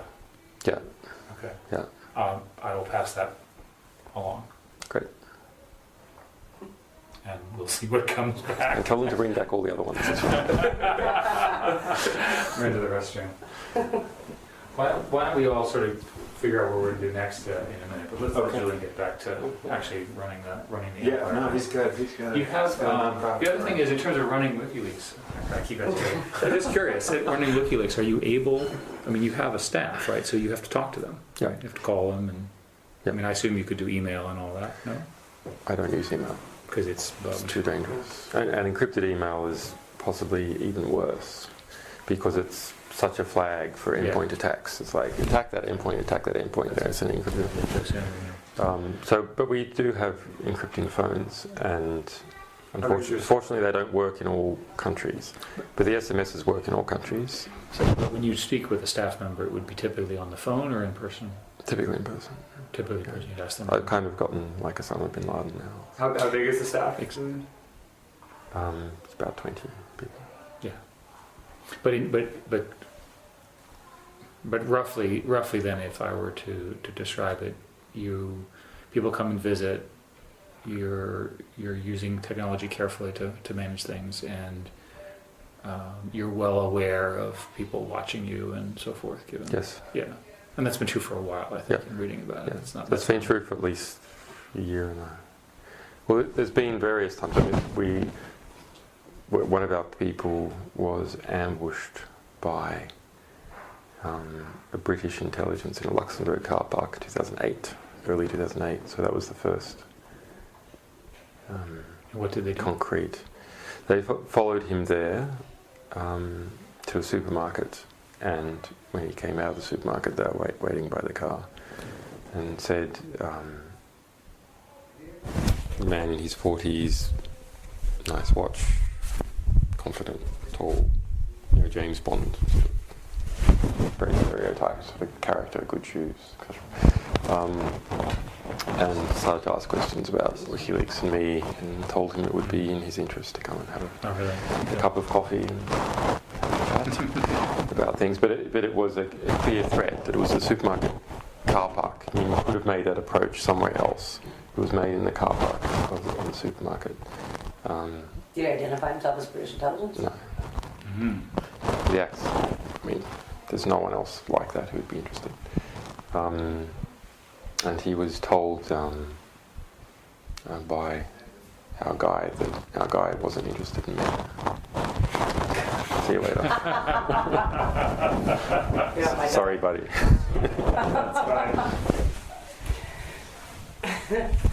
Now, how do we get the beginning part of what you have on tape to transcribe? How would you like us to? Well, we should. Do you want to?